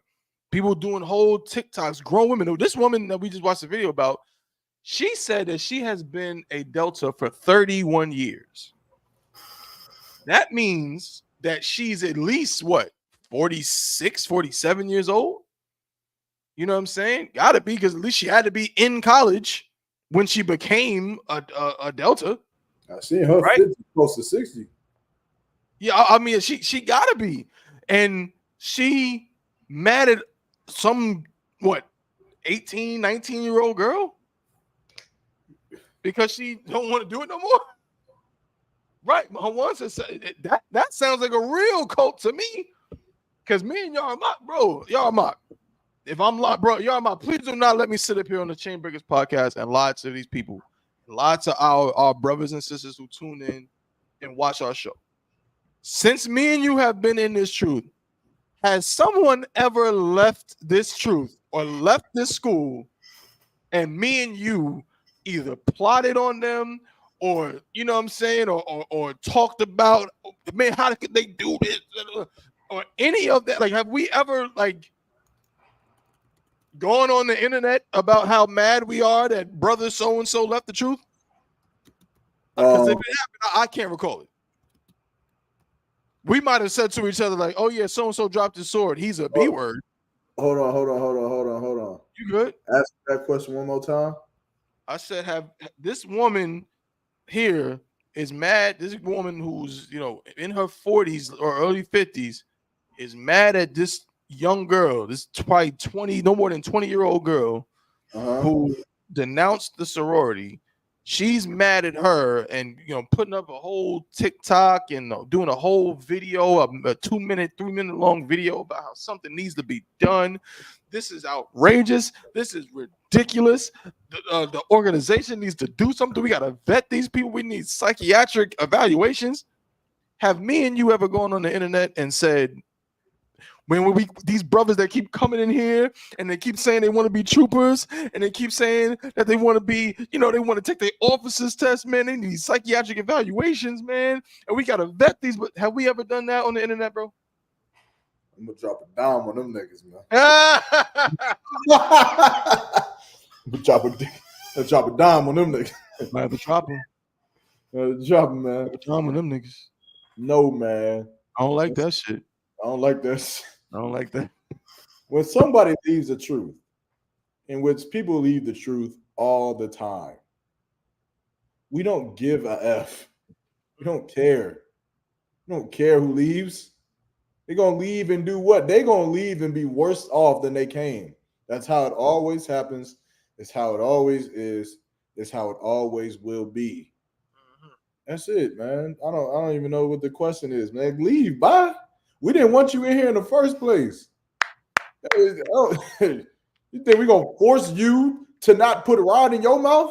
Pause. You go do what you want to do. Do it. If that's the lifestyle you want to live. Go join a fraternity, bro. Leave here and go join a fraternity. That's a cult. Oh, because we telling you to not do drugs. Oh, right. Go do it. Go do all the drugs. Smoke everything. Go have fun. Don't give a damn. What the hell? You'll be dead soon, and you'll be another story. You'll end up a story on the Chainbreakers podcast. We're gonna say, remember that brother who was in the school? That brother was in here, man. We tried to teach that brother. Guess what he did? He went and smoked drugs, and now he's dead. And that's the harsh reality of life. So, you know. But we don't. But to answer the question, no, we don't care about nobody who leaves the school. Come, the sister had a comment, bro. I think this is pretty pertinent. She said, I don't think it's that. Everyone in the comments of her video was upset because it was made public. If she had done it in private, I think they'd be fine. Okay, that's an interesting take. We good cop, bad cop? We can. Which one? You want to be the good cop? Want to be bad cop? No, I'm the bad cop, man. All right, I'll be good cop. I'll say this. Okay, so I'll be good cop. I could be bad cop, but I'll be good cop. I actually understand because when you know what? Because when she decided that being a part of the sorority was something she wanted to do, there's no way that she could suggest or pretend or even make it. She can't even in any way, make it seem that she did not know that secrecy was a part of it. She can't. She knew now she may not have known the exact details of everything. She may not have known that. She may not have known exactly, what she was going to be doing, but that's the point. She knew that she didn't know those things ahead of time. She knew that, for whatever reason, she wanted to be a part of this thing. That there were elements, a part of it was the secrecy. A part of it was like, yo, these are our tenets. This is our culture. Aspects of it is, is as far as being in this is specific to us. Everyone's not going to know. So for her to turn around and just because, she has some kind of, moral awakening or something like that, to then turn around and go and make it public in that way when she was okay with it being private when she first was joining the damn thing, it comes off as a little bit, a little bit disloyal, not even being loyal to them, but just almost like we say in the UPK, like Malcolm X, right? I'm gonna land my plane. We obviously don't agree with the Muslims. We don't agree with what Elijah Muhammad was doing when it came to him impregnating them young girls. We don't agree with their doctrines. We don't agree with their beliefs. But what do we say about Malcolm X? We say that Malcolm X was a coward and was unbrotherly, and he should not have turned his back on the Nation of Islam and made those things public the way he did. So I'm going to say the same thing about this sister. She could have easily just gone in private and like, listen, I appreciate that y'all, chose me and, you know what I mean? And everything that y'all have done as far as what I, have been trying to do, but this doesn't align with my beliefs. So, I got to be out. And like the sister said, more than likely, it wouldn't have been a big deal. They would have been like, okay, they may have been like, are you sure you want to do that? But certainly they would have been like, well, we appreciate that you didn't go, trying to, embarrass us or whatever. So you good. We'll take you off or whatever. She would have been all right. You know what I mean? I'll let my point. I'm about to cut y'all to piss. I'm about to cut y'all to shred. Now, you was being good cop, but now you don't believe what you just said. Let me be clear. Okay, no sweat. Yeah. I want to believe what he just said, but he said, okay. You're telling me to be good cop, bro. I'm being like, I'm trying to be like on their side, like on that you're side. Still a cop, though. You're still a cop. You just gotta say it in a nice way, right? You being a lawyer versus prosecutor now. Maybe I'm not a lawyer. Okay, so I should have went about it different. My bad.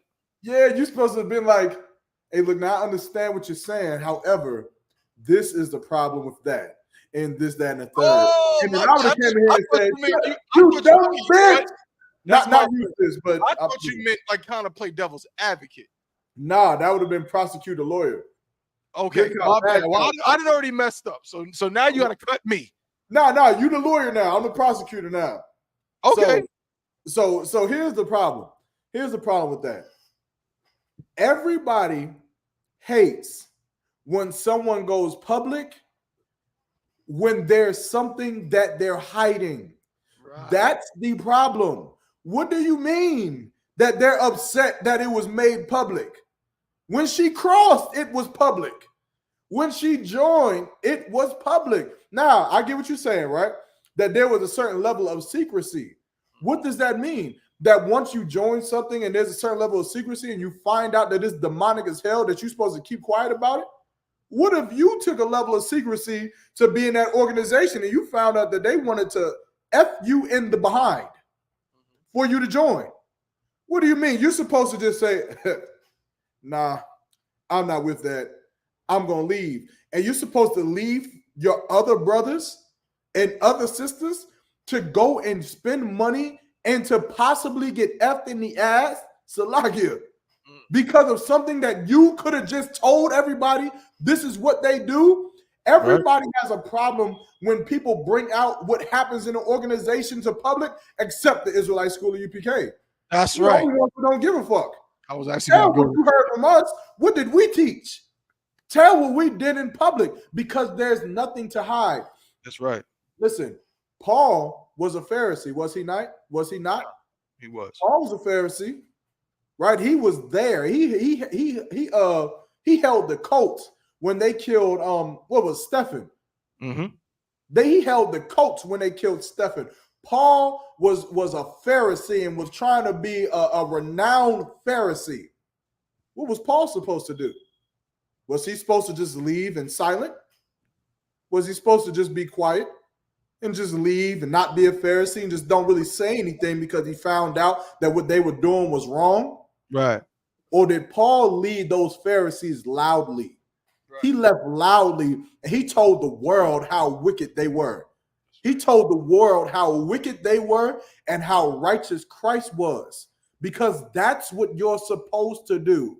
That's what every sorority and fraternity member is supposed to do. They're supposed to go into that fraternity or sorority group in their ignorance. But once they've gained the knowledge, then they're supposed to share how wicked that is with everybody else. Otherwise, if they don't share it, what does that make them?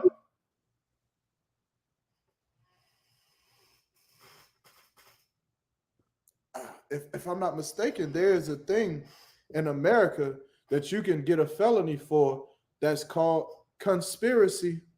Mm-hmm. Conspiracy doesn't mean that you committed any crimes. Maybe you're not a criminal enough or haven't lived a criminal enough lifestyle to know this, but you can go to prison because you knew of a crime and didn't say anything. Mm-hmm. Well, if you go into this organization and you find out that what they're doing is wrong and you don't say anything, I think it's called being an accessory. Then you are an accessory Mm-hmm. to what they're doing. What this sister is doing is saying, if you believe in God, if you have spirituality, then what is inside of this group Mm-hmm. is going to conflict with your spirit. And of course she took the oath. Of course she went in there and paid the money. Of course she did all of those things. But while she was in there, her spirit was being conflicted every single day. And at some point, whatever God she believed in won. Whatever God she believed in won over that Greek organization. I know because I have a friend who did the exact same thing. I have a friend who crossed over in Sigma in 2017. He crossed over. His name is CJ from Johnson C. Smith. And 2 days after he crossed, he sat in a dorm room with me, and he cried. He cried to me because we was learning about the Bible. This is while I was coming into the truth. He cried. He was learning about the Bible. I was teaching about the Bible, and he told me that when he did the ceremony to be accepted into that organization, they held the Bible in front of him. They had torches, and he levitated his hand over the Bible just enough that he wasn't touching it. And he said, as they was going over the sayings and the quotes and what they were doing, he closed his eyes and he prayed to God that he wasn't doing anything against the Most High. I told him, you absolutely were. You absolutely were. Some brothers are weak up until the point that they become strong. Some women are weak up until the point that they become strong. And when you find that point of strength, when you find that point of courage against something that is against the Most High, then you have to say something. It is your due diligence to every human being on this earth to say something against wickedness everywhere. I don't care if it's in an Israelite group. I don't care if it's in a church. I don't care if it's in a Muslim mosque. Of course you believed in something. Of course you was beguiled by wicked things. Of course you believed in it. But once you find out that that Christian church is home of rapists, home of molesters, that Jehovah's church, Jehovah's Witness is home of the most Protestant child molesters known to man alongside of the Catholic Church. Once you find out these things about your sorority and fraternities, then you now have an obligation to the Most High to tell everybody what you saw, to tell everybody what you know and what they are about. Otherwise, you're no different than them. You're no different than them. You're like a bystander who watches a woman get raped and you think that your conscience is clear. Your conscience isn't clear. You are going to hurt for what you did not say. What this sister did was absolutely correct. She's absolutely correct. And what she should continue to tell her story, like every other sister that denounces that nonsense should continue to tell their story. And more brothers should do it. And the more and more they tell it, the less and less people will go in there and take candy canes up they behind, chasing something that they believe the world wants them to chase. They believe the world wants them to be AKAs. They believe the world wants them to be SG Rose and Alpha Phi Alphas and Omega Psi Phi. But the more and more that you tell them that you don't want a man who took a candy cane up his behind, the more you say that you don't want a man who got spanked and had to swallow eggs, then brothers will stand up against what's the word I'm looking for? Peer pressure. They'll stand up against it. They'll stand up against the influence of the world, and they'll maybe choose to decide to stand up for the Most High. But until then, what we gonna do? We got a lot of people who dying in secrecy. They know of all the horrors that happen in that group, in that organization, but they're gonna die in that secrecy. Ooh wee. Not in the Israelite school of UPK. That's right. Not in here. You understand? So she wrong. Yeah, guilty by association. Damn right. Co-conspirator. Damn right. You right with him. If I tell Tabawan right now, I'm planning on going to attack the World Trade Center tomorrow, guess what? Oh, they coming for Tabawan too. That's right. They gonna say, why didn't you tell me? Why didn't you tell the FBI that he was planning on this? Mm-hmm. He gonna say, well, he told me in confidence. Right. Yeah, you're gonna go to prison in confidence too. Be confident about that. That. Yeah, you can. That's a fact. Yeah, man. To hell with all that secrecy stuff, man. Anything secret, just know it's wicked. Just know it's gay and it's unlawful as hell. Anything is secret. We having a secret party. Mm-hmm. Ain't nobody know about this party. Yeah, there's some gay stuff going on in there. Right. Mm-hmm. We got a secret class tonight. Now, this ain't a regular UPK class. This class is secret, and nobody knows about it. Oh boy. That's gay. Woo. IUIC, we got NDAs. We in secrecy. Do I gotta say it for you? No, I don't think so. That's crazy. If the only last thing that I would like to talk about on this topic, again, we probably might as well just finish out with this, being close to the time. But like, I think it's interesting, right? Like this is just that part, because again, I'm green, I know nothing. But did you know prior, to coming into the truth and dealing with these, fraternities, knowing people that was in them and sororities and so on, that they were literally in there like worshiping other gods? Like, is this a known thing? Nah. That's what I'm saying. Like, it's like a kid going into the candy store, but they don't know that the candy got razor blades in it. Right. You're not in it for the razor blade. Like, nobody joins a fraternity thinking I'm going to disacknowledge the Most High. Mm-hmm. They're not doing it. Mm-hmm. You go, step one is to get in the candy store. Well, step one is to get the money. Step two is to make it to the candy store. Step three is to go inside. Step four is to look at the selections. Step five is to make the selections. Step six is to pick it up. Step seven, you put it on the counter. Step 8, you pay for it already. Now you got it. Step 9, you walk out to the store, out of the store. And step 10, you open it up. You unwrap the candy. And step 11, you bite into it and you eat it.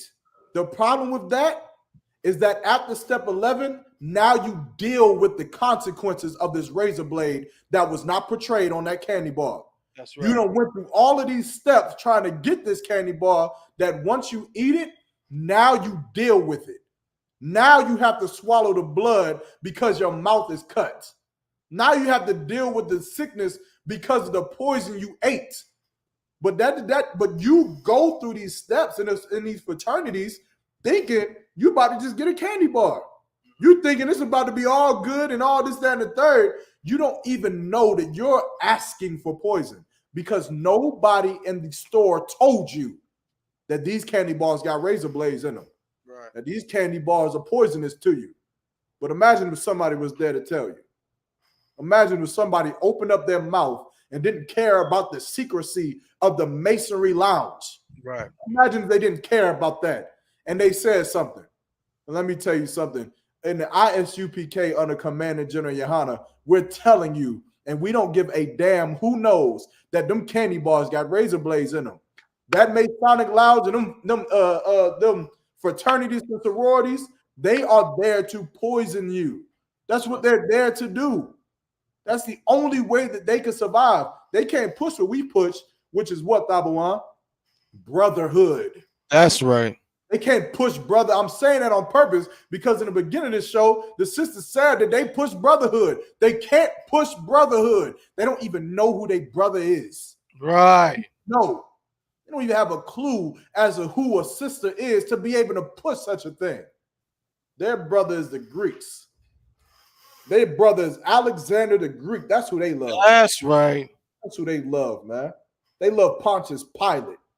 You understand? They love Leonidas and whatever, man. There's a bunch of them Greek people. Gives a damn. That's who they love. That's who they love, man. They don't love Jerome from down the block. That's right. They don't love the brothers and the sisters in Cornwallis. They don't love the brothers in Bragtown and them brothers in MacDougal Terrace. They don't love them. They love the prominent of this earth, man, and that is not brotherhood. That's right. Let me tell you something, man. The prominent of this earth don't need your love. That's right. They don't need your acceptance. They don't need your God. You think LeBron James cares whether or not you like him or not? This nigga is rich. His family be rich for the next 12 generations. You don't care whether you love him or not. Who needs your love is that brother that's sleeping under a bridge tonight. He needs it. He needs for you to care about his life the way you care about the Kardashians' life. He needs for you to care about his life the way you care about Bad Girls Club of Hollywood life. You care so much about their lives and you don't give a damn about brothers and sisters' lives who was underneath you. That's right. When you don't even realize that they're the ones who's holding you up. Number one, I don't think they get it. Them brothers that you don't care about that's underneath you, you think that they're the scum of the earth? They are holding you up. Because if they were not there, then who would be the scum of the earth? Right. You would. That's you right. would be next in line. That's right. So instead of looking up, why don't you look down? Why don't you look down to the people underneath you? Why don't you look down to them, the people who have no jobs, your brothers who have no work, who have no college degrees? Why don't you look down to them? Because those are the people that hold you up in your position. Those are the ones. You hate McDonald's workers, but love going to McDonald's. You're stupid. You better love the McDonald's workers, man. You better pray for them to have good health so that your fat ass can eat a McDouble every fucking day. You better pray for it. Otherwise, you'll lose McDonald's. I'm just telling you something that you should already know, Thawan Salaki. No, you're right. Let's just start making sense out of what it is we're doing here. But I think these are fraternities right here, if I'm not mistaken. Yeah, this is one of the most famous fraternities. This is, I think, the oldest fraternity, black fraternity, Alpha Phi Alpha. Yeah. And if y'all who got a good eye, who has a good eye watching the Chainbreakers podcast right now that can point out the person in this photograph, who this photo was taken the day they crossed over into Alpha Phi Alpha. And if you can identify this person, I wish I had the power to give you a free Javelin shirt. I almost did it. I'm not looking at it. I ain't gonna do that. Well, I will just say I'll be very impressed. I'll give a discount. How about that? I'll give you $10 off any purchase. The person in this photograph, well, The Damn. brother got it first. Well, that's $10 off. Nah, you know what? I mean, Maya Shark gonna be mad at me. Maya Shark, you don't get it because you put a question mark. So that means you kind of asked. You didn't actually say who it was. The first person to say who it was the sister. So I think the sister should get a discount on the Javelin shirt, bro. You got, hey, both of you, both of you, all three of you. I don't know who Maya Shark, the sister, and CAD. All of you was on point with it. Because all of them say 3:05 p.m. So I think that's fair enough. This photograph, there he is. This photo was taken the day that MLK crossed over to Alpha Phi Alpha. And going back to what Officer Yarmak was saying, this should be the proof. This should be the understanding to you. Where do you think MLK got his ideals from when MLK said that he didn't like that in his neighborhood there was only one theater that only black people could go to? He didn't like the fact that there was, they didn't have certain resources and the black people the black buses didn't have, they weren't as clean and so on and so forth. Where do you think he got those ideals from? He got them from the fact that he always wanted, it wasn't about equality. His whole mission wasn't about, black people rising. It was about certain black people being able to get on that bus. Certain black people being able to go in those restaurants and be among those people. You've seen the photos. We've all heard about him. MLK was going up and having sex with white women in the Watergate Hotel. And what was he saying, Yarmak? What's the famous words? I'm not a nigga tonight. I'm not a nigga tonight. Tonight, I'm effing joking. I'm effing for God. That's what MLK was recorded by the FBI as saying while he was having sex with heathens in the hotel. I'm not a nigga tonight. That's what he was saying. So why do you think him being one of them Alpha Phi Alphas and being one, they be so proud. They proud to say that MLK was an alpha. MLK was an alpha. Well, that's why MLK helped destroy the black community. That's part of why he did it. Because guess what? Because he never was taught to actually, like Yarmak said, to have real brotherhood. He didn't learn that in college at Morehouse. He didn't learn about actually loving black people. He learned about how to separate himself from his people. He learned about how to look at those who wore the top hats and crossed over with him. Those were real men. Real brothers, those were the real ones. But Jerome that stayed back in the ghetto, he was nothing. You know what I mean? That's what MLK was all about. So when you join them fraternities, just remember who's your patron saint of Alpha Phi Alpha. Yeah, Yarmak. And just remember who held Martin Luther King up. It wasn't them niggas in that photo. It was the slums of black people. Yeah. That's who fueled his movement. That's who fueled his who walked with him up to DC. Exactly. Who marched with him? It wasn't these niggas. Yeah, now most of them might have been a handful of them because they probably was getting something on the back end too.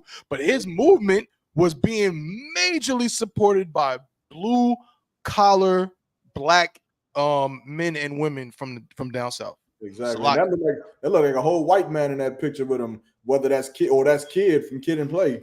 That looked like a white man. Right. So yeah, this is disgusting. I think Jesse Jackson is an alpha as well, too, if I'm not mistaken. No, I'm not surprised at all. But man, how many more? You said what? I said, how many of these guys? No, it's a lot. I'm sure if you just pull up a list of prominent alphas, there's a whole list of Let's see what we got. It's a whole list, man. It's a whole list. I know Michael Jordan is Omega. Shaq is Omega. Thurgood Marshall, Lionel Richie. Yeah, come on, man. Yeah, I'm looking at Lionel Richie, Thurgood Marshall, Omari Hardwick. No.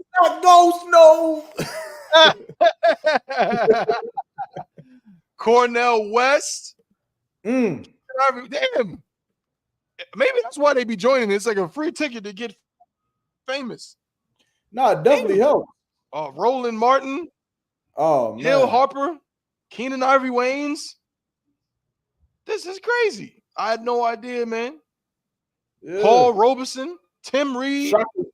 Kunta Kinte. Who crazy. That's crazy. You You know what I mean? Shaka Zulu. Kunta Kinte. Now, why you say makes sense for Ghost, man? Yeah. Oh man. Oh Yeah. man, this cat right, this actor right here, that was a nasty episode. The Y'all black ever box, seen right? that episode of that show? The black box? Yeah. Slug, you hear me, bro? God, this is messing up. But is it that the black Yeah. box? Yeah, can you hear me? It might be say it again. I said, is it the black box you talking about? Hold on, I'm gonna connect to my Wi-Fi again. Fresh, hold up. Nah, it's me. Can't. Oh damn, my bad, bro. Salaki, I already messed up. It's about to refresh, I think. Or maybe it won't.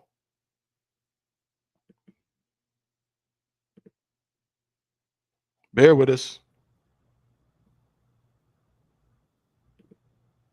Can you hear me? I think we lost him, but I think the show he referring to is a black box. It was something like that. I forget, but the show I know what he's talking about, man. But that show was disgusting, though. You understand with that video? You talking about that video game scenario? Yeah, Striking Vipers. Yeah, damn! I didn't even know that was the name of it. That's the name of the game in that episode of the show. Oh. I forgot the name. What's the name of the show? Is it Black Box? It's called it's not Black Box. I keep saying Black Box. It's called damn. Yeah, I can't remember the name. Yeah, dog. What's the name of that show? It's gonna make me mad. It's like it's like Black something. Black Mirror. That's what it is. Yup. Yeah. Black Mirror. Yup. That episode, Striking Vipers. The dude that not Clarence from 8 Mile. The other dude is a damn alpha. And he did that episode. That's crazy. Not Lovecraft, my show. It's Black Mirror. But there was an episode of the show Black Mirror called Striking Vipers. Watch the episode at your own risk. It's insanely gross. You know what I mean? Hey, that's some alpha shit though. Yeah, right. Hey man, yo man, we spent the whole episode on this topic, but it was wild, bro. I think y'all like. I think you know what I mean. Maybe that's what it is, bro. We keep telling y'all to hit us with them topics, man. Like, you know, it's good that a lot of times Maestro said, "I will not, sir." I mean, hey, no sweat, you know, but it's interesting to say the least. But you know, a lot of times, you know, people have different insights. So, you know, shout out to the sister. Again, I'm slacking if I'm pronouncing your name wrong. How you pronounce her name? Y'all, is it Shantaray? I don't want to mispronounce it. Salaki, sis. But you know, the sister had a lot of good points, and we appreciate. You know what I mean? That you know, and Kanaya. And Kanaya Shah. And Kanaya Shah, Khan, Thwada.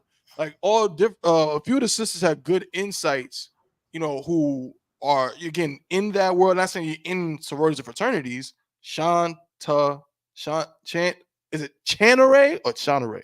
But her one did it. But okay, Chanare. Hey, no, Hawaii, he wrote that all wrong anyway. That's what I'm saying, bro. I can't trust her once. Lucky, bro. Bro, what you just wrote was chant. You just wrote chant array. Are you sure it's chant array? That's what I'm saying. I feel bad for the sister because we just saying her name. See,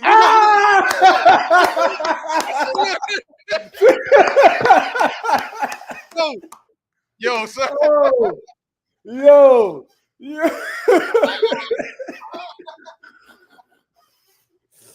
Oh man. Oh, he embarrassing.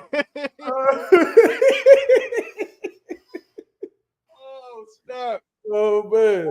Christ. They about to start catching each other on the show. Y'all right. Hey, it's all good. So Shantaray.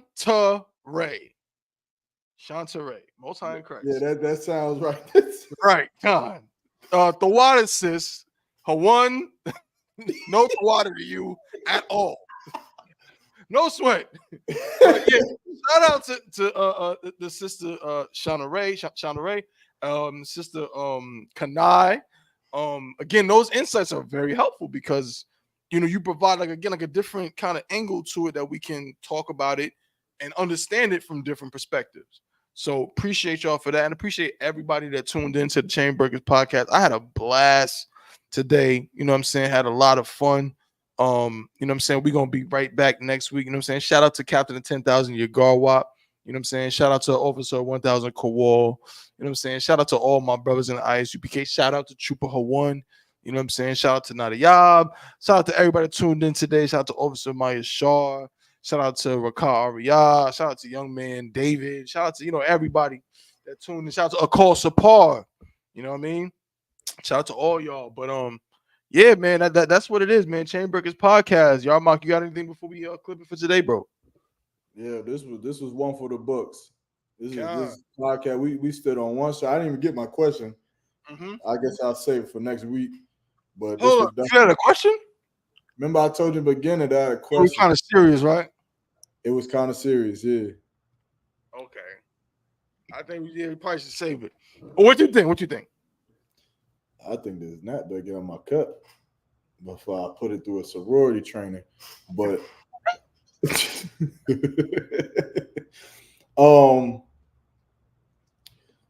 the question. Should we ask that question? I'll just ask you the question. You just tell me we should just answer it or not. Okay. But the question is coming from the event that we were supposed to go to in South Carolina. And the question is how do we stop gun violence in Black communities? Like, if that's the question, how do we answer it? How do we stop gun violence in Black communities? Yeah, I mean, would you want to leave it up to the chat, or you want to just make the executive decision to leave them waiting for the answer? They might die this week from Black gun violence, but right. I say let's spend. It's 3:17. Let's end it at 3:30. Let's talk about it real quick. That's okay. What I said. Well, the sister did say might as well. Yeah. Come to the brotherhood class. You can still come to the brotherhood class. Right. And we'll get it on. So the question is, right, and I think I might have put it up. Hold on. One second. Where is it at? I'm gonna drop a dime. Drop a dime on that nigga right there.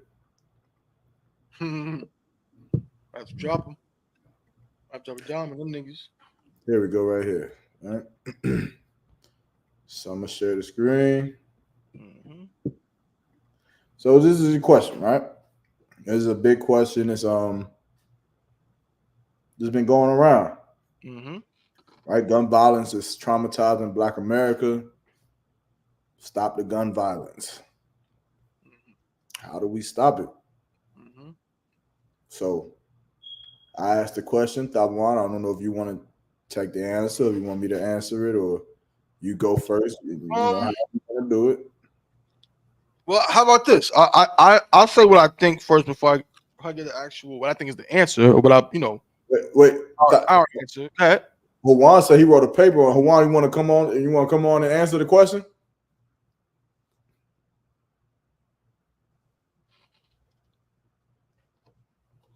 You come on to the show, man, and give us your take.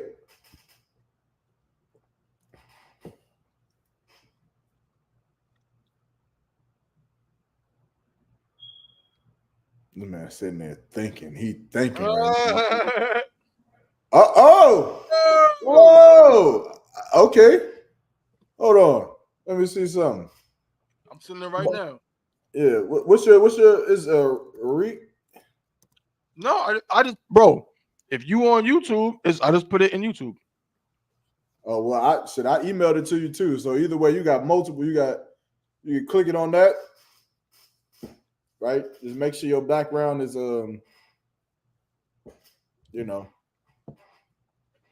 You ain't got naked cats running around in your background and stuff.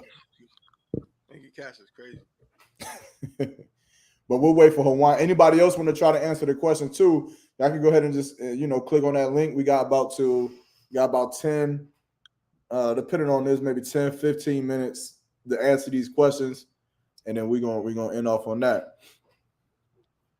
Anybody else want to chime in and try to answer these questions? Y'all some priests, man. We ain't had camp in a while. I know y'all want to get up in here and answer these questions. Make sure y'all like and share and subscribe to the Chainbreakers podcast too, man. Share this, share the class. I mean, the podcast. Post about it, talk about it. We do everything, man. We talk about real topics. We talk about sports. We talk about funny topics. We about to talk about this new video game that's coming out, Dabuan, the NCAA 25. I'm about to be on it. I'm about to set the record straight on that. You understand? You said who your team? Clemson? Yeah. I'm whooping your ass with Colorado. You understand? Yeah, we got to get on that, right? We talk about video games. There's a lot of controversy with a new Japanese video game that just came out, the Assassin's Creed, but the Yakasami, whatever, some Yakutsuki version, but they got a black man, and everybody's going crazy because they got a black Japanese man. So we talk about it all. Plus, we do giveaways, we do shout outs. We do everything, man, on the Chainbreakers podcast. We the best podcast in the earth. I'm trying to tell you. We do everything. Whatever y'all want to do, we do. We do. Don't we do fucking tequila testers? Salakia. We do tequila testing. Dog. Yep. That's a fact. I do got to mention, though. Sure. I'm going to send you this video, but I think I'm about to go to Scotch. I mean, I like Scotch. That's cool with me. I'm about to go to Scotch whiskey. I like Scotch. I think I'm about to be done with it. Hey, Shalom, Lord Christ. What's good, bro? I said, Mario. Most High Christ. We got Triple Hawan in the building. Hawan Yeezy. What's going on, brother? Hey, it's like what's your name? Where you calling from?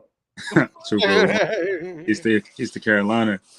Okay, word. He's the Carolina stand up. Most High in Christ, man. Most High in Christ. So, Hawan, you came on to discuss a question or answer a question that obviously YAHANNA had posed about gun violence in the black community. I don't want to misquote you, YAHANNA. What exactly was your question again, Salakia? So the question is how do you stop gun violence in the black community? That's the question, right? And Hawan, you said you wrote a paper on it. So yeah, come. So when you got the main stage, bro. Salakia, I wrote that paper like sophomore year, but honestly, I could say what they had us focus on back then was just like the whole source of they based it on a mental illness basis. That's what it was based on back then.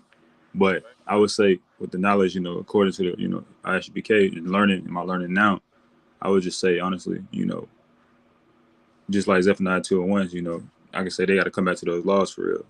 Honestly, that will stop gun violence. Okay, coming back to them laws. Yeah, coming back to them laws. No, that's it. Go ahead, Dom. Now you got it. No, I was just gonna say that's an excellent, simple, but poignant point. Because according to the laws of God, killing being angry with your brother without a cause is a sin, according to the Most High. You understand? What if you got a cause? If you got a cause, then there's also going back to the laws. If you have a cause, then you need to do what the scripture said, and the scripture doesn't say, "Go find Ray and bring your AK." It doesn't say go find him, you know what I'm saying, with your pistol and go handle it that way. The scriptures give you a very clear description of what to do, which is to go to he and thee alone and attempt to gain your brother. Okay, now for the sake of this, I'm gonna be an interviewer, and I want both of you to be on equal level. So Hawan, there's no ranking this. Hawan is not 1,000. You are not Trooper. You were just two idiot niggas who was on my interview. Oh, goddamn, I don't know about all that, but I earned them. For the sake of this thing. You good. Right?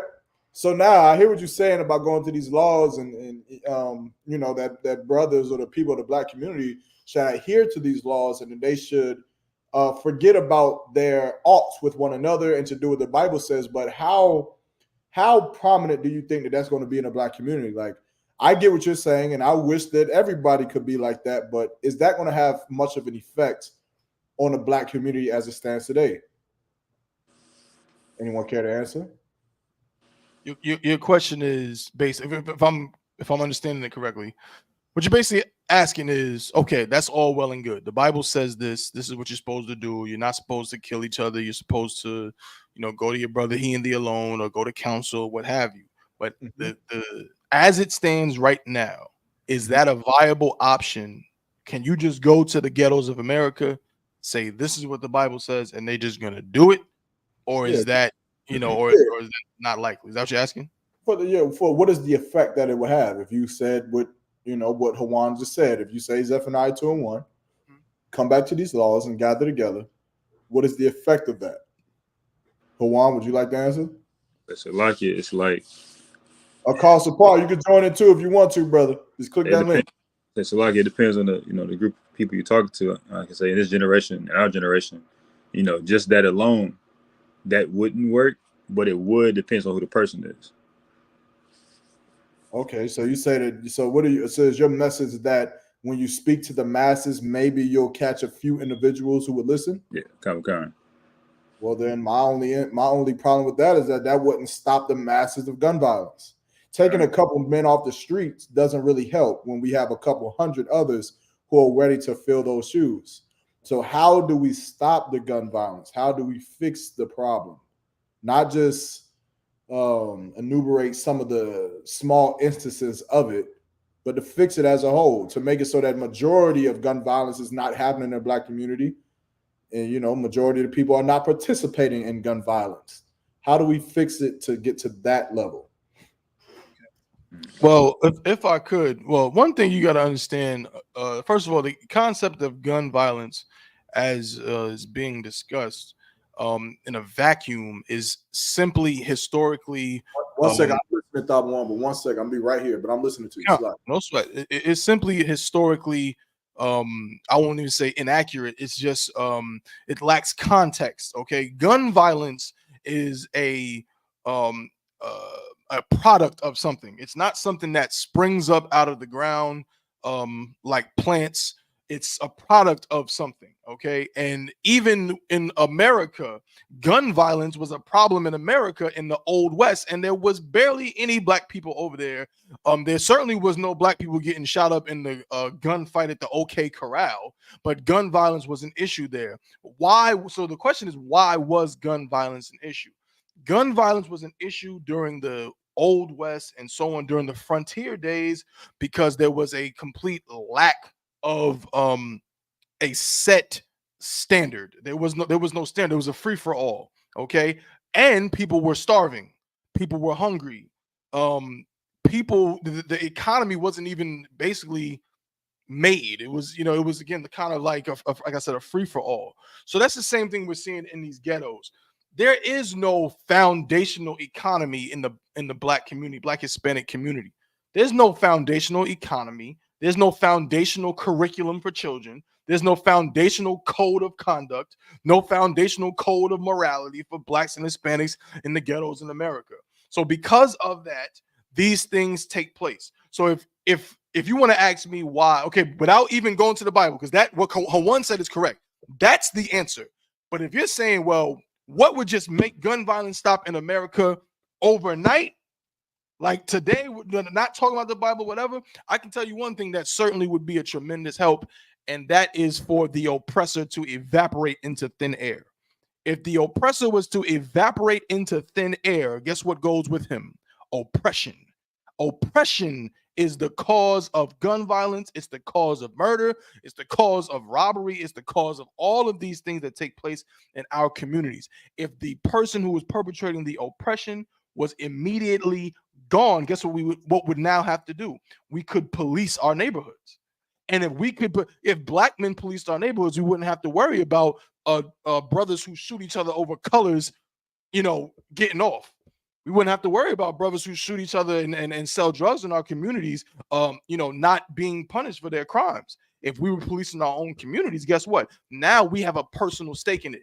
Now all that stuff about you don't have to worry about not snitching because we police our neighborhoods. We're not going to allow drug dealers to thrive.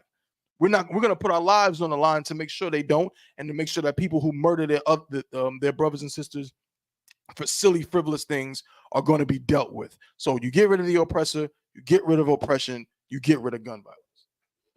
Juan, is anything else you would like to add to that? Yes, like he covered it at that point, honestly, because that was heavy.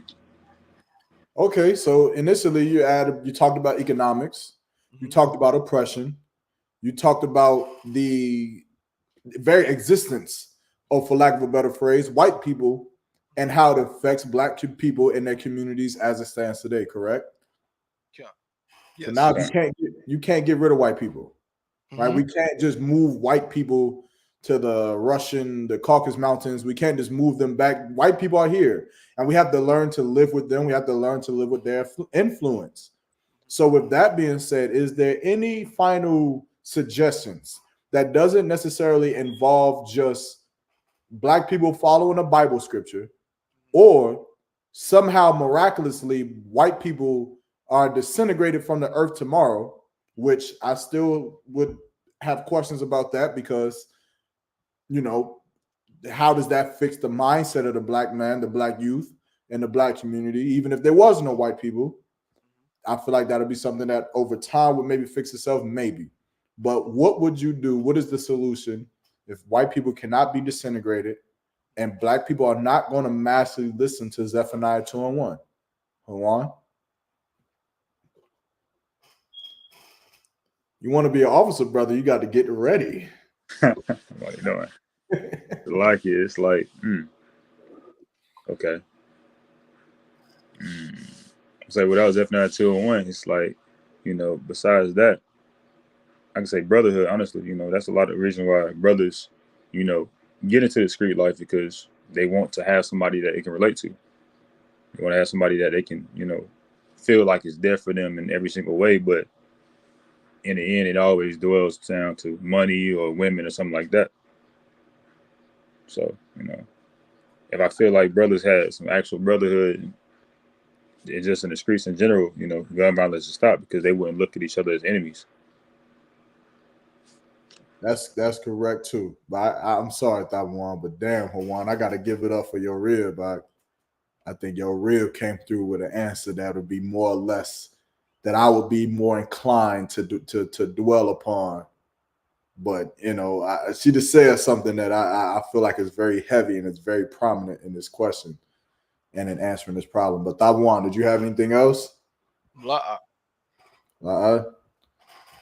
gotta show what your rib said, man. God, I saw it. What your rib said, it's so heavy. You understand? And again, if I could, y'all, what you brothers answered with Juan, especially you, the way that you answered the question was so prevalent, and it's so helpful to black people that a lot of us, we don't really even understand the gravity of what you said. Even you, Juan, as far as like bringing up Zephaniah 2:1, like all of those things is good. But I would, for my personal answer would be what the sister said, which is to help them understand who the oppressor is. I believe that there was a certain time, post Civil War. I mean, the Civil War, segregation, and all of that, where our elders, they had a clear understanding as to who was the enemy. Right. And that is what made our great-grandfather, great-great-grandparents, they moved with a certain chip on their shoulder. They educated themselves with a certain chip on their shoulder. The way they married was a certain chip on their shoulder. The way they raised their children was a certain chip on their shoulder, because they knew they had to be better. They knew they had to be 10 times better at everything, and not just better in life, but better than who? Better than white people. That's They right. had to be better than white people to survive in order to survive. Now, after a certain time, eventually, as generations dwindled down, we lost sight as to who our enemy is. We lost sight who our enemy was because of who? Because of Kim Kardashian, Right. because of Leonardo DiCaprio, because of Tom Brady, because of these white people who they joined themselves to the black culture, Eminem. So that way we gave them our black trust. And in giving them our black trust, we wanted to be more like them, even the fraternities, what we just talked about.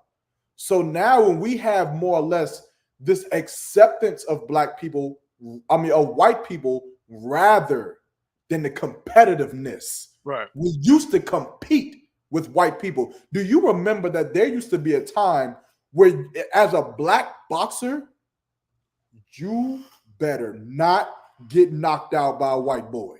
Right. You get knocked out by a white. They made a whole movie called White Men Can't Jump. Do you know what that was about?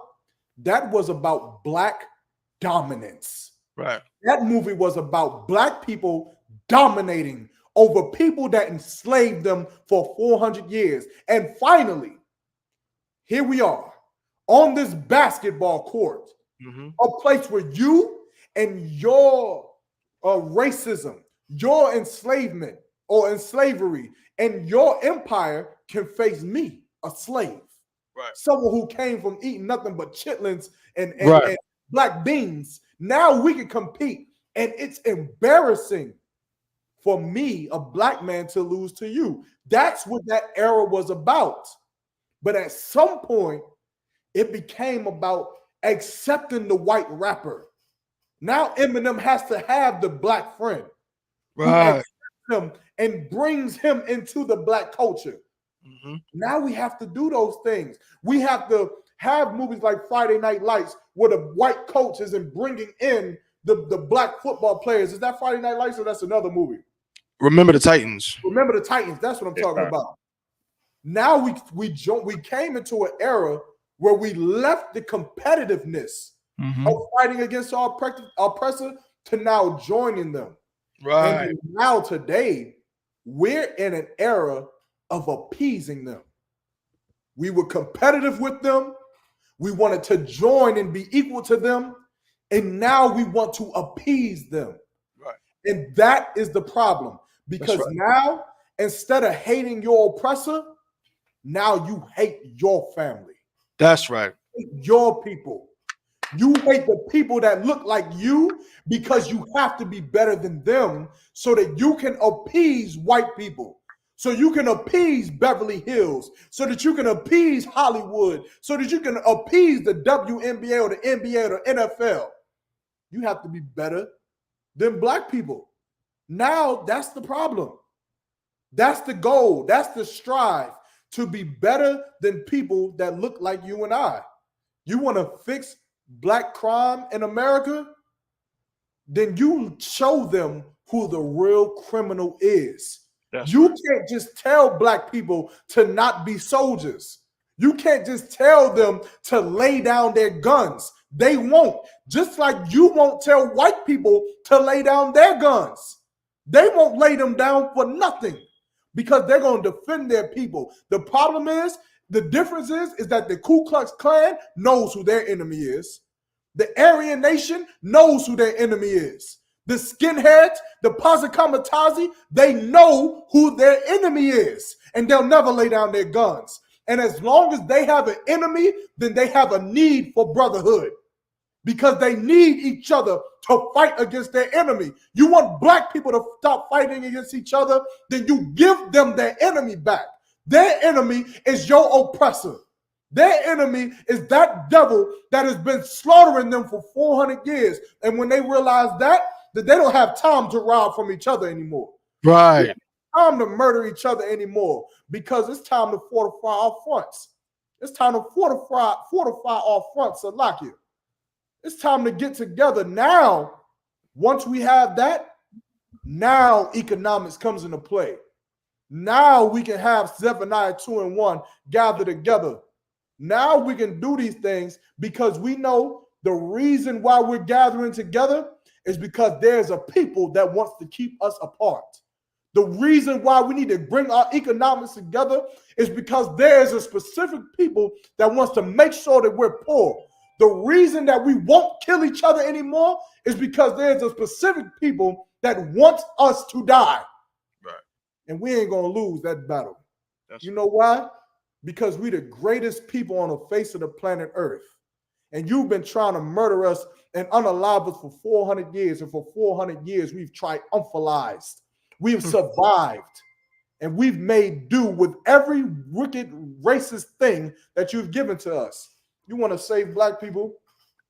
You tell them who the devil is. That's right. You show them who the oppressor is, man. Right. And you give them that competitiveness back. Then maybe your children will go in school and do what they got to do. Then maybe your sisters will stop being whores. Because why? Because they have to be better than white people. They got to be better than the oppressor. And they have to out prolong their lives more than the oppressor, more than the devil, which is the white man. You understand? And that is my answer. That's our answer. That's what I think that we should do. Now, how do we do that? You brothers better get ready, man. Get ready to lace up your boots. You understand? Get into the Israelite school of UPK. Get into these classes. Do your 90 days, become a trooper, grow into these ranks, and get ready to go out to camp like Christ our King commanded us to do 2,000 years ago. So that we can go and teach Blacks, Hispanics, and Native Indians the truth about what our God said to us, about what our God told us to do, the instructions he gave us so that we can live. Otherwise, you just keep competing with each other.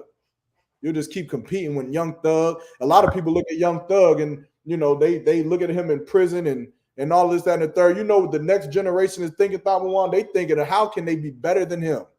Right. How can they make it longer than Young Thug? Right. When you need to be better than Donald Trump. That's right. You need to be better than Margaret Sanger.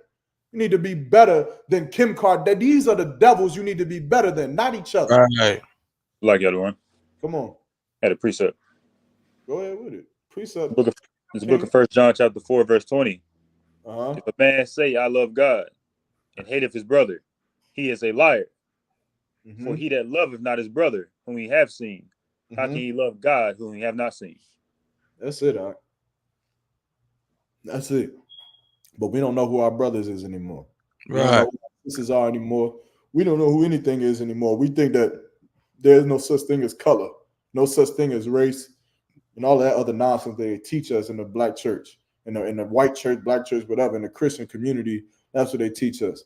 But we want to fix the problem. We're going to have to learn who our brothers are and who our sisters are and who our enemy is. And our enemy is the devil that the Bible speaks of, and that's our oppressor. That's right. Yes, man. That's what we better than. You understand? You're right. I don't want to be the best basketball player. I'm going to be better than every white boy on the court. That's why I look at every white boy on the basketball court, and I know as long as I'm better than them, right, I'm good to go. As long as they don't beat me. Most High in Christ, man. Another one for the books. Chainbreakers podcast, man. Y'all make it all possible. Everybody tuning in. Shout out to the sisters that tuned in. Shout out to the brothers that tuned in. We way over the time. But that concludes the show for today. We're going to see y'all next week. Same time, same place.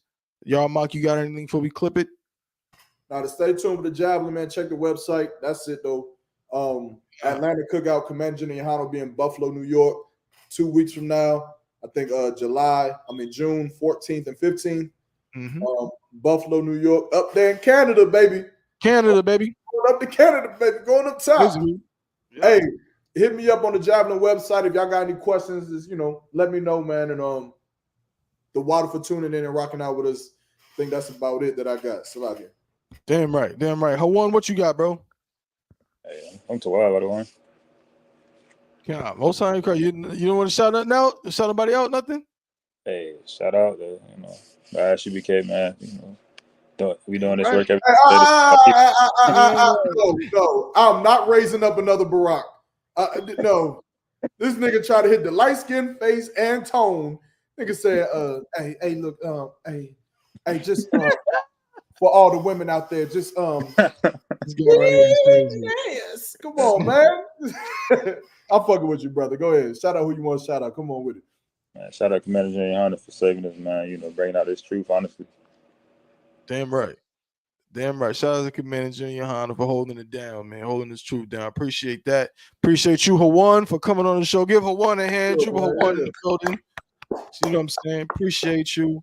You know, man, again, shout out to everybody that tuned in today. Appreciate y'all. We're going to see y'all next week, same time, same place. Chainbreakers podcast brought to you by the I.S.U.P.K. To the brothers and the sisters. We say shalom, Lord in Christ.